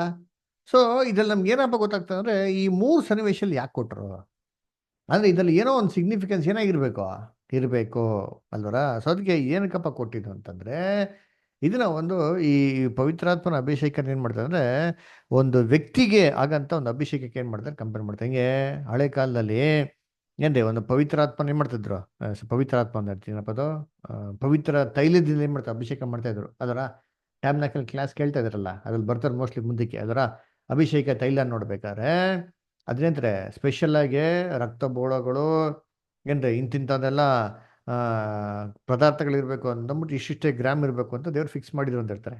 ಇವೆಲ್ಲ ಮಿಕ್ಸ್ ಮಾಡಿಬಿಟ್ಟು ಒಲಿವ್ ಎಣ್ಣೆ ಜೊತೆ ಮಿಕ್ಸ್ ಮಾಡಿ ಅವಾಗ ಏನಾಗ್ತಾರೆ ಒಳ್ಳೆ ಒಳ್ಳೆ ಒಳ್ಳೆ ಸ್ಮೆಲ್ ಬರೋ ಅಂಥ ಆಯಿಲ್ ಆಗ್ತಾರಂತೆ. ಇದನ್ನು ತೊಗೊಂಡೋಗ್ಬಿಟ್ಟು ಆರೋನ್ ತಲೆ ಮೇಲೆ ಏನು ಮಾಡಬೇಕು ಅಭಿಷೇಕ ಮಾಡಬೇಕು ಅಂತ ಹೇಳ್ತಾರೆ. ಆ ಅಭಿಷೇಕ ಮಾಡಿದ್ದು ಆರೋನ್ ತಲೆಯಿಂದ ಬೈಬಲ್ ನಾವು ಏನು ಮಾಡ್ತೀವಿ ಕೀರ್ತನೆ 133 ಆರೋನ್ ತಲೆಯಿಂದ ಹಿಡ್ದು ದಾಡಿಯಿಂದ ಹಂಗೆ ಸುರಿದು ಹಂಗೇನೈತಂತೆ ಪಾದದವರೆಗೂ ಬಂತು ಅಂತ ನೋಡ್ತೀರಿ ಅದರ. ಸೊ ಫಸ್ಟ್ ಹಾಕಿದ ತೈಲ ಎಲ್ಲಪ್ಪ ಅಂದರೆ ತಲೆ ಮೇಲೆ ಅಲ್ಲರ. ಆ ತಲೆನ ಡೈರೆಕ್ಟಾಗಿ ಎತ್ಬಿಟ್ಟು ಭುಜದ ಮೇಲೆ ಹಾಕ್ಬೋದಾಗಿತ್ತಲ್ಲ. ಅಂದ್ರೆ ಅಭಿಷೇಕ ಆಗಿರೋದು ಅಂತಂದ್ರೆ ಏನ್ರಿ ಅದು ಸರ್ವಾಂಗ ಅಭಿಷೇಕ ಆಗ್ತಾ ಇರಲಿಲ್ಲ ಅದರ. ಇದು ದೇಹದಲ್ಲಿ ತಲೆಗೆ ಹಾಕಿದವಾಗ ಏನಪ್ಪ ಮೀನಿಂಗ್ ಅಂದ್ರೆ ಏನ್ರಿ ದೇಹದಲ್ಲಿ ಎಲ್ಲ ಅಂಗಗಳಿಗೆ ಏನ್ ಮಾಡ್ದಂಗೆ ಆಗ್ದಂಗೆ. ಇಲ್ಲಿಂದ ಹಾಕಿದ ಕೆಡ ಏನಾಗ್ತಾರೆ ಹರಿದೋಗ್ತಾರೆ ಅಂತ ಅಂದ್ಬಿಟ್ಟು ಅಲ್ವರ. ಅದ್ರ ಏನಕ್ಕಪ್ಪ ಇದು ಸಿಗ್ನಿಫಿಕೆನ್ಸ್ ಅಂದ್ರೆ ದೇವರು ಫಸ್ಟು ಕ್ರಿಸ್ತನ ತಲೆಯಾಗಿ ಏನ್ ಮಾಡ್ತಾರೆ ಅಭಿಷೇಕ ಮಾಡ್ತಾರೆ. ಅದರ ಬರೀ ತಲೆಯನ್ನು ಮಾತ್ರನ ಹಂಗೆ ಶರೀರನ ದೇವ್ರು ಅಕ್ಸೆಪ್ಟ್ ಮಾಡಿಲ್ವಾ ಅಂತ ನೋಡ್ಬೇಕಾದ್ರೆ ಅವಾಗ ಪೆಂಟಿಕಾಸ್ಟ್ ಜನ ಏನ್ ಮಾಡ್ತಾರೆ ಅವರು ಕೂಡ ಪವಿತ್ರಾತ್ಮ ಕೊಟ್ಟು ಅಭಿಷೇಕ ಮಾಡಿ ಒಂದು ಸಿಗ್ನಿಫಿಕೆನ್ಸ್ ನೋಡ್ತಾರೆ. ಅವನು ಕೂಡ ದೇವರೇ ಮಾಡೋರೆ ಅಕ್ಸೆಪ್ಟ್ ಮಾಡೋರೆ ಅಂತ ಅಂದ್ಬಿಟ್ಟು ಅದರ. ಸರಿ ಇದ್ರಲ್ಲಿ ಅನ್ಯ ಜನ ಪಾಲ್ ಬರ್ತಲ್ಲ ಅವ್ರಿಗೆ ಏನು ಮಾಡೋದು, ಅದಕ್ಕೆ ದೇವ್ರು ಮಾಡಿದ್ರು ಸರಿ ಅವರು ಕೂಡ ಔಟ್ವರ್ಡ್ ಸೈಡ್ ನೋಡಪ್ಪ ಅವ್ರನ್ನು ಕೂಡ ಏನು ಮಾಡಿದ್ದೀನಿ ನಿಮ್ಮ ಥರನೇ ಅಕ್ಸೆಪ್ಟ್ ಮಾಡಿದ್ದೀನಿ, ಏನೂ ಡಿಫ್ರೆನ್ಸ್ ಇಲ್ಲ ಅಂತ ನೀವು ತಿಳ್ಕೊಳ್ಳಿ ಅಂತ ಅಂದ್ಬಿಟ್ಟು ಅದಕ್ಕೇನು ಮಾಡ್ತಾರೆ ಒಂದು ಔಟ್ವರ್ಡ್ ಸೈನ್ಸ್ ಏನು ಮಾಡ್ತಾರೆ ಕೊಡ್ತಾರೆ ಅದರ.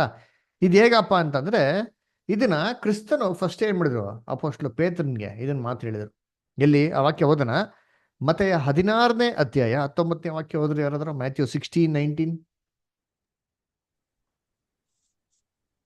ಪರಲೋಕ ರಾಜ್ಯದ ಬೀಗದ ಕೈಗಳನ್ನು ನಿನಗೆ ಕೊಡುವೆನು. ಭೂಲೋಕದಲ್ಲಿ ನೀನು ಯಾವುದನ್ನು ಕಟ್ಟುತ್ತೀಯೋ ಅದು ಪರಲೋಕದಲ್ಲಿಯೂ ಕಟ್ಟಿರುವುದು, ಮತ್ತು ಭೂಲೋಕದಲ್ಲಿ ನೀನು ಯಾವುದನ್ನು ಬಿಚ್ಚುತ್ತೀಯೋ ಅದು ಪರಲೋಕದಲ್ಲಿಯೂ ಬಿಚ್ಚಿರುವುದು ಅಂದನು. Thank you. ಓಕೆ ಅಲ್ವರ ನೋಡ್ಬೇಕಾದ್ರೆ ಹೇಳ್ತಾರೆ ಪರಲೋಕ ರಾಜ್ಯದ ಬಿಗಿದ ಕೈಗಳು ನಿಂಗೆ ಏನು ಮಾಡಿದ್ದೀನಿ ಕೊಟ್ಟಿದ್ದೀನಿ ಅಂತ ಹೇಳ್ತಾರೆ. ಇದೇನೋ ಪರಲೋಕ ರಾಜ್ಯದ ಬಿಗಿದ ಕೈಗಳಿಗೆ ಪೇತ್ರನ್ ಕೊಟ್ಬಿಟ್ಟು ಹೋದ್ರು. ನೀನೇನು ಭೂಲೋಕದಲ್ಲಿ ಕಟ್ತೀಯೋ ಪರಲೋಕದಲ್ಲಿ ಕಟ್ಟಲ್ಪಟ್ಟಿರ್ತಾರೆ, ನೀನು ಭೂಲೋಕದಲ್ಲಿ ತೆರೀತೀಯೋ ಪರಲೋಕದಲ್ಲಿ ತೆರೆಯಲ್ಪಟ್ಟಿರ್ತದೆ. ಅದರ ಇದನ್ನ ಬೇಸಿಕ್ ಕ್ಲಾಸಲ್ಲಿ ಓದಿದಿರಿ. ಅದರ ಏನು ತೆರೆಯೋದು ನೀವು ಕಟ್ಟೋದು ಬಿಚ್ಚೋದು ಏನು ಭೂಲೋಕದಲ್ಲಿ ಏನು ಗಂಟೆ ಮುಟ್ಟೆ ಮಾಡ್ತೀಯೋ ಪರಲೋಕದಲ್ಲಿ ಏನು ಮಾಡೀತದೆ ಗಂಟೆ ಮುಟ್ಟೆ ಮಾಡಲ್ಪಟ್ಟಿರ್ತಾರೆ ಅಂತನಾ ಹೇಳ್ರಿ. ಇಲ್ಲಿ ಭೂಲೋಕದಲ್ಲಿ ಕಟ್ಟೋದು ಏನರ್ಥ, ಅದು ಪರಲೋಕದಲ್ಲಿ ಕಟ್ಟಲ್ಪಟ್ಟಿರ್ತಾರೆ ಅಂತಲ್ಲ. ಅದೇನು ಭೂಲೋಕದಲ್ಲಿ ಏನು ಕಟ್ಟಬೇಕು, ನಮ್ಮ ಕ್ರಿಯೆ ನಂಬಿಕೆಗಳು. ಅಲ್ವರ ಭೂಲೋಕದಲ್ಲಿ ಗಂಟು ಮುಟ್ಟೆ ಕಟ್ಟಬೇಕು ಅಂತಾನ ಅಂದ್ರೆ ಇಲ್ಲ. ಯೇಸು ಕ್ರಿಸ್ತ ಹೇಳ್ತಾರೆ ಭೂಲೋಕದಲ್ಲಿ ಸಂಪತ್ತು ಮಾಡಕ್ಕೆ ಹೋಗ್ಬೇಡಿ, ಗಂಟು ಮುಟ್ಟೆ ಕಟ್ಟಲೇಬೇಡಿ ಅಂತ ಹೇಳ್ತಾರೆ. ಇಲ್ಲಿ ಕಟ್ಟಿದ್ರೆ ನಿಮ್ಮ ಮನ್ಸು ಏನಾಗಿರ್ತಾರೆ ಅಲ್ಲೇ ಅಲ್ವರ. ಅದಕ್ಕೆ ತಲೆ ಕೊರಿತಾ ಇರ್ತಾರೆ ನೋಡ್ತೀನಿ, ಅಯ್ಯೋ ನಂಗೆ ಗಂಟೆ ಆಯ್ತು ಬಾ ಯಾವುದೋ ಬೇಡಪ್ಪ ರಾಜಾ ಫ್ರೀ ಆಗಿರು ಅಂತ ಹೇಳ್ತಾರೆ. ಅದರ ಫ್ರೀ ಆಗಿದ್ರೆ ನೋಡೋದು ಕಾನ್ಸಂಟ್ರೇಷನ್ ಕ್ಲೀನಾಗಿ ಮಾಡ್ಬೋದು ಅಲ್ವರ. ಸೊ ಇಲ್ಲಿ ಕಟ್ಟೋದು ಒಂದು ಏನಪ್ಪ ಅಂತಂದರೆ ಇಲ್ಲಿ ಕ್ರೈಸ್ತ ಸಭೆಯಲ್ಲಿರೋಂಥ ಕೆಲವೊಂದು ಏನ್ರಿ ಸ್ವಾತಂತ್ರ್ಯಗಳು, ಕ್ರೈಸ್ತ ಸಭೆಯಲ್ಲಿ ಇರಬೇಕಾಗಿರೋಂಥ ಕೆಲವೊಂದು ಗೌರವ ಮರ್ಯಾದೆ ಅಂತ ಹೇಳೋದು, ಡಿಸಿಪ್ಲಿನ್ ಅದರ ಲಿಬರ್ಟೀಸ್ ಅದರ ಇವೆಲ್ಲ ಏನೈತೆ ಸಭೆಯಲ್ಲಿ ಐತಲ್ಲ. ಇಷ್ಟ ಬಂದಂಗೆ ಇರೋಕೈತದ. ಇಲ್ಲಿ ವಿಗ್ರಹಾಧನೆ ಮಾಡಂಗಿಲ್ಲ ಅಂತ ಅಂದ್ಬಿಟ್ಟು ಇಷ್ಟ ಬಂದಂಗೆ ನಡ್ಕೊಬೋದಾ ಅಂದರೆ ಪ್ರೀತಿ ಏನು ಮಾಡೋದಿಲ್ಲ, ಮರ್ಯಾದೆ ಗೆಟ್ಟು ನಡೆಯಿರಿ ಅಂತ ಬೈಬಲ್ ಐತಲ್ವಾ. ಹಾಗಾದ್ರೆ ಏನಪ್ಪ ಮರ್ಯಾದೆ? ಅಪೊಸ್ತಲ ಪೌಲ್ ನನ್ನ ಕಡೆ ಹೇಳ್ತಾರಲ್ಲ ಸಭೆಯಲ್ಲಿರೋ ಮರ್ಯಾದೆ ಪ್ರಕಾರ ಎಲ್ಲ ಸಭೆಗಳಿಂತ ಮರ್ಯಾದೆ ಪ್ರಕಾರ ಸ್ತ್ರೀಗಳು ಹೆಂಗಿರ್ಬೇಕು ಮರ್ಯಾದೆ ಐತೆ ಸಭೆಯಲ್ಲಿ ಅದರ. ಅದೇ ಮರ್ಯಾದೆ ಏನಪ್ಪ ಮರ್ಯಾದೆ ಅಂದರೆ ಕೆಲವೊಂದು ಏನಿದೆ ರಿಸ್ಟ್ರಿಕ್ಷನ್ಸ್ ಇದೆ ಅಲ್ವರ. ಅದಕ್ಕೆ ಇವಾಗ ದೇವದರ್ಶನ ಗುಡಾರದಲ್ಲಿ ಇರ್ಲಿರುವ ರಿಸ್ಟ್ರಿಕ್ಷನ್ಸು ಯಾರು ಬೇಕಾರೋ ಒಟ್ಟೋಗ್ಬಿಡೋದಾ, ದೇವರು ನಾನು ದೇವ್ರನ್ನ ತುಂಬ ಪ್ರೀತಿ ಮಾಡ್ತೀನಿ ಒಟ್ಟೋಯ್ಚಿ ಮಾಡ್ಕೊಂಡು ಹೋಗ್ಬೋದಾ, ಒಟ್ಟಾದ್ರೆ ಒಟ್ಟೇ ಹೋಯ್ತಾನೆ ಪರ್ಮನೆಂಟ್ ಆಗೋನು ಅದರ. ಏನ್ರಿ ದೇವರಸ್ನ ಗುಡಾರದವರು ಆ ಫೆನ್ಸ್ಗಳು ಕೂಡ ಮುಟ್ಟಂಗಿಲ್ಲ, ಎಲೆಕ್ಟ್ರಿಫೈಡ್ ಫೆನ್ಸು ಮುಟ್ಟರೆ ಶಾಕ್ ಹೊಡಿತಾರೆ ನೋಡ್ರಿ, ಎಲ್ಲ ಸ್ಪಾಟಲ್ಲಿ ಆಗ್ಬಿಡೋನು ಅದರ. ಸೊ ವೆರಿ ಡಿಸಿಪ್ಲಿನ್ಡ್ ಆಗಿರಬೇಕು ಅದರ ದೇವರ ಸನ್ನಿಧಾನದಲ್ಲಿ.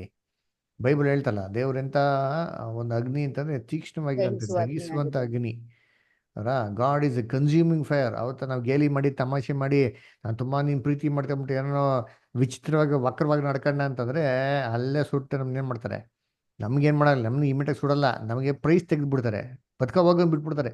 ಕುರ್ಗಿ ಏನಾಗಬೇಕು ನಾವು ಸಾಯ್ಬೇಕು ಆ ಥರ ಮಾಡಿಬಿಡ್ತಾರೆ ದೇವರು ಅಲ್ವರ. ಅದಕ್ಕೆ ಬೈಬಲ್ ಓದ್ತಾರಲ್ಲ ಏನ್ರಿ 1ನೇ ಕೊರಿಂಥ 3ನೇ ಅಧ್ಯಾಯ ಓದ್ಬೇಕಾರೆ ಪ್ರತಿಯೊಬ್ಬನು ಏನು ಮಾಡಬೇಕು ಕ್ರಿಸ್ತನೆಂಬುವಂಥ ಒಂದು ಅಸ್ಥಿ ಬರದ ಮೇಲೆ ಮನೆ ಕಟ್ಟಬೇಕು. ಚಿನ್ನ ಬೆಳ್ಳಿ ಮುತ್ತು ರತ್ನಗಳು ಉಪ್ಪು ಹುಲ್ಲು ಆಪ ಕಟ್ಟಿಗೆಯಲ್ಲಿ ಕಟ್ತಾರೆ. ಯಾವ ಮನುಷ್ಯ ಏನೇನು ಕಟ್ಟಿದ್ನೋ ಅವನು ಬೆಂಕಿ ಮುಖಾಂತರ ಏನು ಮಾಡ್ತಾರೆ ಅದು ಶೋಧಿಸಲ್ಪಡ್ತದೆ ಅಂತ ಹೇಳ್ತಾರೆ. ಯಾವ್ದಾರ ಮನುಷ್ಯ ತನ್ನ ಕಟ್ಟಿದ್ದು ಸುಟ್ಟೋಯ್ತು ಅಂತಂದ್ರೆ ಏನ್ರಿ ಅವನು ತಾನಾದರೂ ರಕ್ಷಣೆ ಹೊಂತಾನೆ, ಇಲ್ಲ ಅಲ್ವರ ತಾನಾದರೂ ರಕ್ಷಣೆ ಹೊಂತಾನೆ, ಆದ್ರೆ ಏನ್ರಿ ತನ್ನ ಒಂದು ಪುರಸ್ಕಾರ ಕಳ್ಕೊಂತಾನೆ. ಅವನು ಹೇಗಿರ್ತಾನೆ ಅಂದ್ರೆ ವಾಕ್ಯದೇನು ಹೇಳ್ತಾರೆ, ಬೆಂಕಿಯಿಂದ ತಪ್ಪಿಸ್ಕೊಂಡವನ ಥರ ಇರ್ತಾನೆ ಅಂತ ಹೇಳ್ತಾರೆ. ಏನಾದ್ರು ಬೆಂಕಿಯಿಂದ ತಪ್ಪಿಸ್ಕೊಂಡವನು ಯಾರೊಬ್ಬ ಬೆಂಕಿಗೆ ಸಿಗಾಕೊಂಬಿಟ್ಟವ್ರೆ, ದೇಹ ಬೆಂಕಿ ಹಚ್ಕೊಂಡ್ಬಿಟ್ಟಿದ್ದೀರಿ ಅವರ ಸಾಯ್ತಾವನೆ, ಅಯ್ಯೋ ಕಾಪಾಡಿ ಕಾಪಾಡಿ ಅಂತ ಹೇಳ್ತಾನೆ. ಟಕ್ ಅಂತ ಯಾರ ಬಂದು ಏನ್ ಮಾಡ್ತಾರೆ, ಅವ್ರನ್ನ ಕಾಪಾಡ್ತಾರೆ. ಕಾಪಾಡ್ಬಿಟ್ಟು ಹಾಸ್ಪಿಟ್ಲ್ ಕೊಡಂಗೆ ಎಲ್ಲ ಟ್ರೀಟ್ಮೆಂಟ್ ಕೊಡ್ತಾರೆ, ಎಲ್ಲ ಚಿಕಿತ್ಸೆ ಎಲ್ಲ ಹೊಂದಿ ಅವ್ನು ವಾಪಸ್ ಏನಾಗ್ತಾನೆ, ಆರೋಗ್ಯವಾಗಿ ಬರ್ತಾನೆ. ಅವ್ನು ಹೆಂಗಿರ್ತಾನೆ, ಮೊದಲು ತರ ಇರ್ತಾನ? ಇರಲ್ಲ.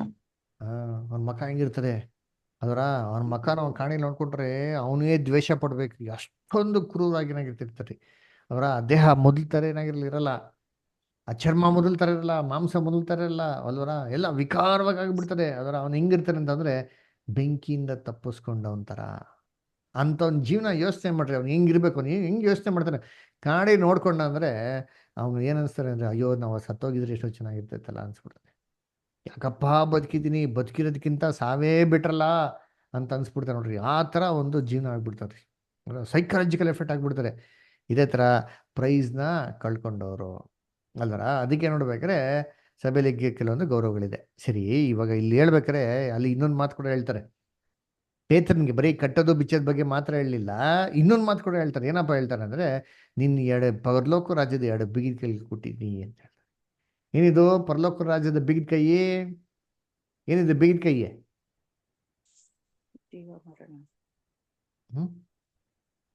ಏನ್ ಬಿಗಿದ ಕೈ?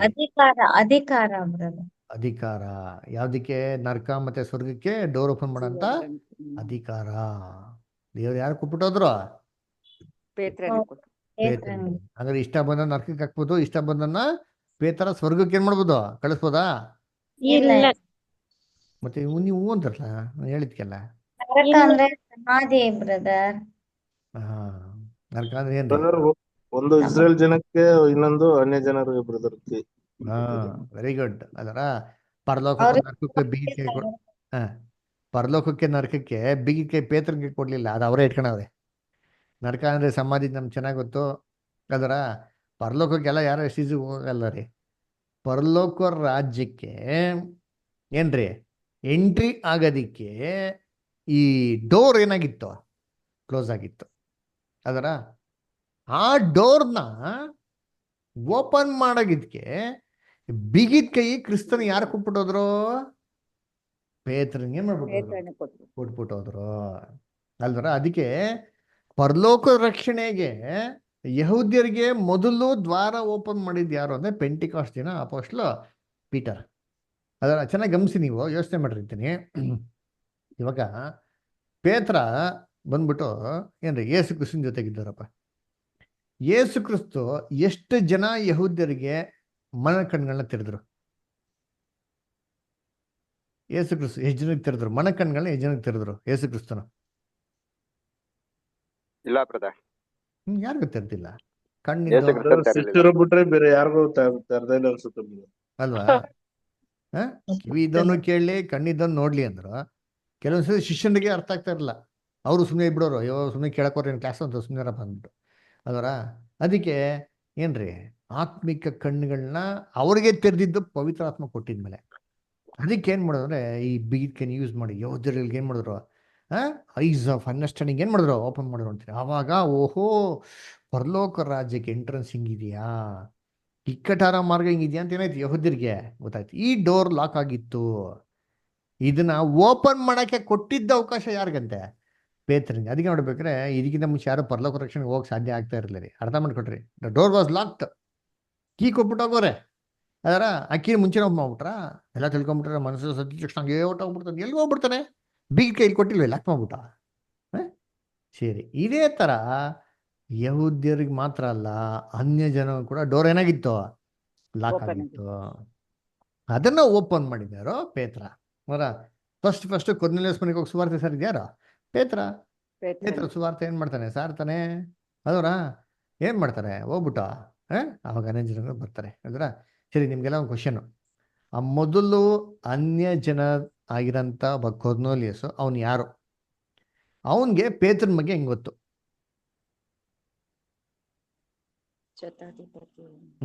ಯಾರು ಅವನು? ಶಿಲ್ಪೆಯಲ್ಲಿ ಕಡೆಲಾಸ್ಟ್ ನಿಜವಾಗಿ ಈತ ದೇವಕುಮಾರ ಅಂತಾನಲ್ರಿ. ಕರೆಕ್ಟ್. ಅದರ ಅಲ್ಲಿ ಯೇಸು ಕ್ರಿಸ್ತು ಸಾಯ್ಬೇಕಾದ್ರೆ ಎಷ್ಟೋ ಸೈನಿಕರಲ್ಲಿ ಇರ್ತಾರಲ್ಲ, ಒಬ್ಬ ಶತಾಧಿಪತಿ ಇರ್ತಾನ್ರಿ. ಅವನೇನಂದ್ರೆ ಕೆಲಸ, ಯೇಸು ಕ್ರಿಸ್ತನ್ಗೆ ಕರೆಕ್ಟಾಗಿ ಎಲ್ಲ ಶಿಕ್ಷೆ ಕೊಡ್ತಾನೆ ನೋಡ್ಕೊಳೋದಕ್ಕೆ. ಅವನು ಎಲ್ಲ ಅನುಭವ ಎಲ್ಲ ನೋಡ್ತಾನೆ, ಎಲ್ಲ ಸಿಚುವೇಶನ್ಸು, ಏಸುಗೂ ಅನುಭವಿಸೋದು, ಶಿಷ್ಯನರು ಇದೆಲ್ಲ ಮಾಡೋದು ಎಲ್ಲ ನೋಡ್ಬಿಟ್ಟು ಈ ಸಾವು ಬೇರೆ ಥರ ಇಲ್ಲ ರೀ. ಇವರು ವೇದನೆ ಪಡೋದು, ಈ ಶಿಲುಬೆ ಎತ್ಕೊಂಡು ಎಷ್ಟೋ ಜನ ಕಲ್ಪಿಸ್ತಾ ಮಾಡಾಕಿರ್ತಾರೆ ಬಿಡಿ, ಈ ಥರ ಲೆಕ್ಕನೇ ಇಲ್ಲ, ಸಾವಿರಾರು ಜನ ಸಾಯಿಸ್ಬಿಡ್ತಾನೆ ಆ ಮನುಷ್ಯ. ಆದರೆ ಅವತ್ತಿನ ದಿನ ಟೋಟಲ್ ಡಿಫ್ರೆಂಟ್. ಎಲ್ಲ ವಾತಾವರಣ ಡಿಫ್ರೆಂಟ್ ಆಗಿದೆ, ಅದರ ಎಲ್ಲ ಸೈಕಾಲಜಿ ಡಿಫ್ರೆಂಟ್ ಆಗಿದೆ, ಎಲ್ಲ ಮನಸ್ಥಿತಿಗಳು ಡಿಫ್ರೆಂಟ್ ಆಗಿದೆ. ಇದು ಮೊದಲ ಥರ ಇಲ್ಲ. ಅದು ಮಾತ್ರ ಅಲ್ಲ, ಕ್ರಿಸ್ತನು ಸಾಯ್ಬೇಕಾದ್ರೆ ಅನೇಕ ಒಂದೇನ್ರಿ ಅಲ್ಲಿ ಸಾಕ್ಷಿಗಳು ಬರ್ತಾರೆ. ಭೂಕಂಪ ಆಗೋದು, ಮಳೆ ಬಡೋಂಥದ್ದು, ದಟ್ಟವಾಗಿ ಮೋಡ ಮುಚ್ಕೊಳೋಂಥದ್ದು ಅಲ್ವರ ಏನ್ರಿ. ಆಮೇಲೆ ಸಮಾಧಿಗಳು ತೆರೆಯೋಂಥದ್ದು, ಇವೆಲ್ಲ ಆಲಯದಲ್ಲಿ ತೆರೆ ಹರಿದೋಗೋದು, ಇವೆಲ್ಲ ನೋಡ್ಬೇಕಾದ್ರೆ ಹಾ ಅಲ್ವರ. ಇವೆಲ್ಲ ನೋಡ್ಬೇಕಾದ್ರೆ ಈ ಮನುಷ್ಯಗೆ ಟೋಟಲ್ ಡಿಫ್ರೆಂಟ್ ಆಗಿತ್ತು ರೀ ಅಲ್ವರ. ಆಮೇಲೆ ಇದಕ್ಕಿಂತ ಮುಂಚೆ ಏನ್ ಮಾಡ್ತಾನೆ ಪಿಲಾತು, ಕೈ ನೀರು ತೊಳ್ಕೊಂಡ್ಬಿಟ್ಟು ನೀರಿನಲ್ಲಿ ಕೈ ತೊಳ್ಕೊಂಡ್ಬಿಡ್ತಾನೆ ನೋಡಿರ್ತೀನಿ. ಪಿಲಾತ್ ಇಂತಿ ಎಳಿತಾಳೆ ಅದರ ಇವ್ನ ಸವಾಸಕ್ಕೆ ಹೋಗ್ಬೇಡ್ರಿ ಅಂತ. ಇವೆಲ್ಲ ನೋಡ್ಬೇಕಾದ್ರೆ ಅವನು ಏನು ಮಾಡ್ತಾನೆ, ಅಬ್ಸರ್ವ್ ಮಾಡ್ತಾನೆ, ಇದೇನೋ ಇದು ಡಿಫ್ರೆಂಟ್ ಆಗಿದೆಯಪ್ಪ, ಈ ಮನುಷ್ಯ ಆರ್ಡಿನರಿ ಮನುಷ್ಯನ ಥರ ಇಲ್ಲ ಅಂತ. ಎಲ್ಲದಕ್ಕಿಂತ ಕ್ರೂರವಾಗಿ ಕ್ರಿಸ್ತಂಗೆ ಹೊಡೆದಿರ್ತಾರೆ, ಎಲ್ಲದಕ್ಕಿಂತ ಮೋಸವಾಗಿ ಕ್ರಿಸ್ತಂಗೆ ಅವಮಾನ ಮಾಡಿದ್ದಾರೆ. ಎಲ್ಲದಕ್ಕಿಂತ ಮೋಸವಾಗಿ ಆವತ್ತಿನ ದಿನ ಯಹೂದ್ಯರು ಕಳ್ಳರನ್ನ ಬಿಡ್ಸ್ಕೊಂಡ್ಬಿಡ್ತಾರೆ. ದೊಡ್ಡ ಕಳ್ಳನ ಬಿಡ್ಸ್ಕೊಂಡ್ಬಿಟ್ಟು ಕ್ರಿಸ್ತನ ಒಪ್ಪಿಸ್ಕೊಡಿತಾರೆ. ಇದು ಹಿಂಗಿತ್ತು, ಇದು ಡಿಫ್ರೆಂಟು. ಯಾವತ್ತು ಈ ಥರ ಇಸ್ರೇಲ್ಗಳು ಮಾಡಲಿಲ್ವಲ್ಲ. ಕಳ್ಳರನ್ನ ಒಪ್ಪಿಸ್ಕೊಡೋರು ಎಲ್ಲ ಒಳ್ಳೆಯವ್ನು ಬಿಡುಗಡೆ ಮಾಡ್ಕೊಂಡು ಹೋಗೋರು. ಇವತ್ತೇನಾಗಿತ್ತಂತೆ, ಡಿಫ್ರೆಂಟ್ ಆಗಿತ್ತಂತೆ ಅದರ. ಸೊ ಅವ್ರನ್ನೆಲ್ಲ ಅಬ್ಸರ್ವ್ ಮಾಡ್ತಾನೆ ಅವರೇ, ಕ್ರಿಸ್ತನ ರಿಯಾಕ್ಷನು, ಬಿಹೇವಿಯರು ಅದರ. ಆಮೇಲೆ ಅವ್ರ ಕೊನೆಗೆ ಸಾಯ ಮೂಮೆಂಟಲ್ಲಿ ಶಿಲುಬೆ ಮೇಲೆ 6 ಮಾತು ಮಾತಾಡ್ತಾ ಹೊಣಿತೀನಿ, ಅದ್ರಲ್ಲಿ ಕ್ಲೀನಾಗಿ ಕಂಡು ಹಿಡ್ಕೊಂಡ್ಬಿಡ್ತಾರೆ. ಓ ಇದೇನೋ ಈ ಮನುಷ್ಯ ಆರ್ಡಿನರಿ ಮನುಷ್ಯ ಅಲ್ಲಪ್ಪ, ಈ ಸಮಥಿಂಗ್ ಸ್ಪೆಷಲ್. ಖಂಡಿತವಾಗೂ ಏನ್ರಿ ಅವರು ದೇವ್ರ ಕುಮಾರನೇ ಇರಬೇಕು, ದೇವರಿಂದ ಬಂದಿರೋಂಥ ಒಬ್ಬ ಮನುಷ್ಯ ಇರಬೇಕು ಅಂತ ಏನು ಮಾಡ್ತಾರೆ ಅಲ್ಲಿ ನೋಡ್ತಾರೆ ಅಲ್ವರ. ಅದು ಮಾತ್ರ ಅಲ್ಲ, ಇವ್ರು ಏನು ಮಾಡ್ತಾರೆ ನೋಡ್ರಿ ಅಂತೀನಿ, ಈ ಈ ಜಜ್ಮೆಂಟ್ ಆಗ್ತಾ ನೋಡಿರ್ತೀನಿ ಕ್ರಿಸ್ತನ್ಗೆ. ಏನೇ ಯಾರೋ ಅನಾನಿಯಸ್ ಮತ್ತು ಕಯಫ ಮನೆಯಲ್ಲಿ ಅದರ ಅವ್ರ ಮೇಲೆ ಜಜ್ಮೆಂಟ್ ಆಗ್ಬೇಕಾರೆ ಏನ್ರಿ ಪೇತ್ರ ಅಲ್ಲೇ ಇರ್ತಾನೆ, ಚಳಿ ಕಾಯಿಸ್ಕೊತಾ ಇರ್ತಾನೆ ಅದರ. ಆಮೇಲೆ ಏನ್ರಿ ಪೇತ್ರ ಹೊರಗಡೆ ಹೋಗ್ಬೇಕಾರೆ ಈ ಕಣ್ಣೀರಲ್ಲಿ ಇಡೋದು, ಇದೆಲ್ಲ ಏನಾಗಿರ್ತಾರೆ ಮೋಸ್ಟ್ಲಿ ಅವನು ಕಿವಿಗೆ ಅದರ ಬಿದ್ದಿರ್ತಾರೆ. ಯಾಕಂದ್ರೆ ಇವನು ರೋಮನ್ ಇದರಿಂದ ಅಲ್ಲಿ ಇದರೊಳಗೆ ಹೋಗಿರಲ್ಲ. ಇಲ್ಲಿ ಎರಡಂತೀನಿ ಯಾರಪ್ಪ, ಈ ಕಾಯಫನ ಮನೆಗಳಿಗೆ ಏನಾಗಿರಲ್ಲ, ಹೋಗಿರಲ್ಲ. ಆದರೂ ಆ ಸುದ್ದಿ ಎಲ್ಲ ಇನ್ನು ಕಿವಿಗೆ ಬಂದಿರ್ತಾರೆ. ಅದರ ಕ್ರಿಸ್ತನು ಹೆರೋಡ್ ಮನೆಯಿಂದ ಯಾರ ಮನೆಗೆ ಹೋಗಿದ್ದೋ, ಪಿಲಾತನ ಮನೆಗೆ ಹೋಗಿದ್ದೋ, ಪಿಲಾತ್ ಮನೆಯಿಂದ ಹೆರೋಡ್ ಮನೆಗೆ ಹೋಗಿದ್ದು, ಹೆರೋಡ್ ಮನೆಯಿಂದ ವಾಪಸ್ ಪಿಲಾತ್ ಮನೆಗೆ ಬಂದಿದ್ದು, ಇವೆಲ್ಲ ಅಬ್ಸರ್ವ್ ಮಾಡಿರ್ತಾನೆ. ಅವಾಗ ಏನು ಗೊತ್ತಾಗಿರ್ತಾನೆ ಅಂದರೆ ಇವನು ದೇವ್ರ ಮಗ ಅಂತ. ಆಮೇಲೆ ಏನು ಮಾಡ್ತಾರೆ, ಇದನ್ನೆಲ್ಲ ಹುಡುಕ್ಬೇಕಾರೆ ಯಾರಪ್ಪ ಡಿಸೈಪಲ್ ಅಲ್ವರ, ಯಾರು ಇವ್ರಿಗೆ ತುಂಬ ಕ್ಲೋಸ್ ಆಗಿದ್ದವ್ರು ಯಾರು ಅಂತ ಏನು ಮಾಡ್ತಾನೆ, ಹುಡುಕಿರ್ತಾನೆ. ಆವಾಗ 3 ಜನ ಸಿಕ್ಕಿರ್ತಾರೆ. ಒಬ್ಬ ಯೋಹಾನ, ಒಬ್ಬ ಪೇತ್ರ, ಒಬ್ಬ ಯಾಕೋಬ. ಯೋಹಾನ ಯಾಕೋಬನ ಕನ್ಸಿಡರ್ ಮಾಡಿರಲ್ಲ. ಯಾಕೆ ಅಂತ ಹೇಳ್ತೀನಿ, ಇದೊಂದು ಸಜೆಷನ್. ಯಾಕೆ ಅಂದರೆ ಮೋಸ್ಟ್ಲಿ ಚಿಕ್ಕ ಹುಡುಗರು ಇನ್ನ. ಯೋಹಾನ ತುಂಬ ಚಿಕ್ಕ ಹುಡುಗ, ಬೈಬಲ್ ನೋಡ್ಬೇಕು, ಯವನಸ್ಥ, ಒಂದು 16-17 ಇಯರ್ಸ್ ಏಜ್ ಅದರ. ಅಷ್ಟು ಚಿಕ್ಕ ಹುಡುಗ ಅವ್ನು ಏನು ಮಾಡಿಲ್ಲ ಮೋಸ್ಟ್ಲಿ, ಎಲ್ಲ ಚಿಕ್ಕ ಹುಡುಗರು ಅಂತಂದ್ಬಿಟ್ಟು. ಆದರೆ ಪೇತ್ರ ಏನಾಗಿರ್ತಾನೆ, ಸ್ವಲ್ಪ ಮೆಚ್ಯೂರ್ಡು, ಸ್ವಲ್ಪ ವಯಸ್ಸಾಗಿರೋನು ಅದರ, ಮದುವೆ ಆಗಿರ್ತಾರೆ. ಆಮೇಲೆ ಕಿವಿನ ಕಡಿದಿರೋದು ಯಾರು, ಇವರೇ ಕಡಿದಿರೋದು ಅದರ. ಆ ಕಿವಿನ ಏಸು ಕ್ರಿಸ್ತ ಏನು ಮಾಡ್ತಾರೆ, ಅಂಟಿಸ್ತಾರೆ. ಓ ಹಂಗಾರೆ ಯಾರೋ ಸ್ಪೆಷಲ್ ಪರ್ಸನ್ ಇರ್ಬೇಕಪ್ಪ, ಅವ್ರು ಹುಡ್ಕೊಂಡು ನಡೀರಿ ಅಂತ ಏನು ಮಾಡ್ತಾನೆ. ಅವಾಗ ಪೇತ್ರನ ಹುಡ್ಕೊಂಡು ಬಂದಿರ್ತಾರೆ ಅದರ. ಅದಕ್ಕೆ ನೋಡ್ಬೇಕಾದ್ರೆ ಆ ಕೊರ್ನೇಲಿಯರು ಯಾರಪ್ಪ ಅಂದರೆ ಆ ಒಂದು ಶತಾಧಿಪತಿ ಕ್ರಿಸ್ತನ್ ಸಾಯ್ಬೇಕಾರೆ ಅದರ. ಸೊ ಅವಾಗಿಂದ ಅವ್ರ ಸತ್ಯ ಅವ್ರಲ್ಲಿ ಏನಂತಾರೆ, ಈ ಸಾಕ್ಷಿ ಉರಿ ಉರಿ ಉರಿ ಉರಿ ಏನ್ರಿ 3.5 years ನಂತರ ಅದೇನಾಗಿದೆ, ಒಂದು ಒಳ್ಳೆ ಫ್ರೂಟ್. ಅದಕ್ಕೆ ನಮ್ಮ ಬೈಬಲ್ ಹೇಳೋದು ಅದರ, ನೀವು ವಾಕ್ಯನ ಏನು ಮಾಡಿ, ನೀವು ಬಿತ್ತನೆ ಮಾಡ್ರಿ, ಸತ್ಯ ಸುವಾರ್ತೆ ಸಾರ್ರಿ. ಅನುಕೂಲವಾಗಿರುವಂಥ ಸಮಯದಲ್ಲಿಯೂ ಅನಾನುಕೂಲವಾಗಿರೋ ಸಮಯದಲ್ಲಿ ಕೂಡ ಏನು ಮಾಡಿ, ನೀವು ಸುವಾರ್ತೆನ ನೀವು ಸಾರ್ರಿ ಅಲ್ಲರ. ಬೈಬಲ್ ಐತಲ್ಲ ನಮ್ಗೆ ಅಲ್ಲರ. ಎಂತ ಫಲಗಳು ಕೊಡೋದು ಯಾರಂತೆ, ದೇವ್ರು ಕೊಡ್ತಾರೆ ಅದರ. ನೋಡಿ ಪ್ರಸಂಗಿ ಒಂದು ವಾಕ್ಯ ನೋಡಿರ್ತೀನಿ, ಇಲ್ಲಿ ಚೆನ್ನಾಗಿ ಬರ್ತಾರೆ. ನಾವು ಬಿತ್ತನೆ ಹೆಂಗೆ ಮಾಡ್ಬೇಕಂತ ನೋಡಿರ್ತೀನಿ. ಪ್ರಸಂಗಿ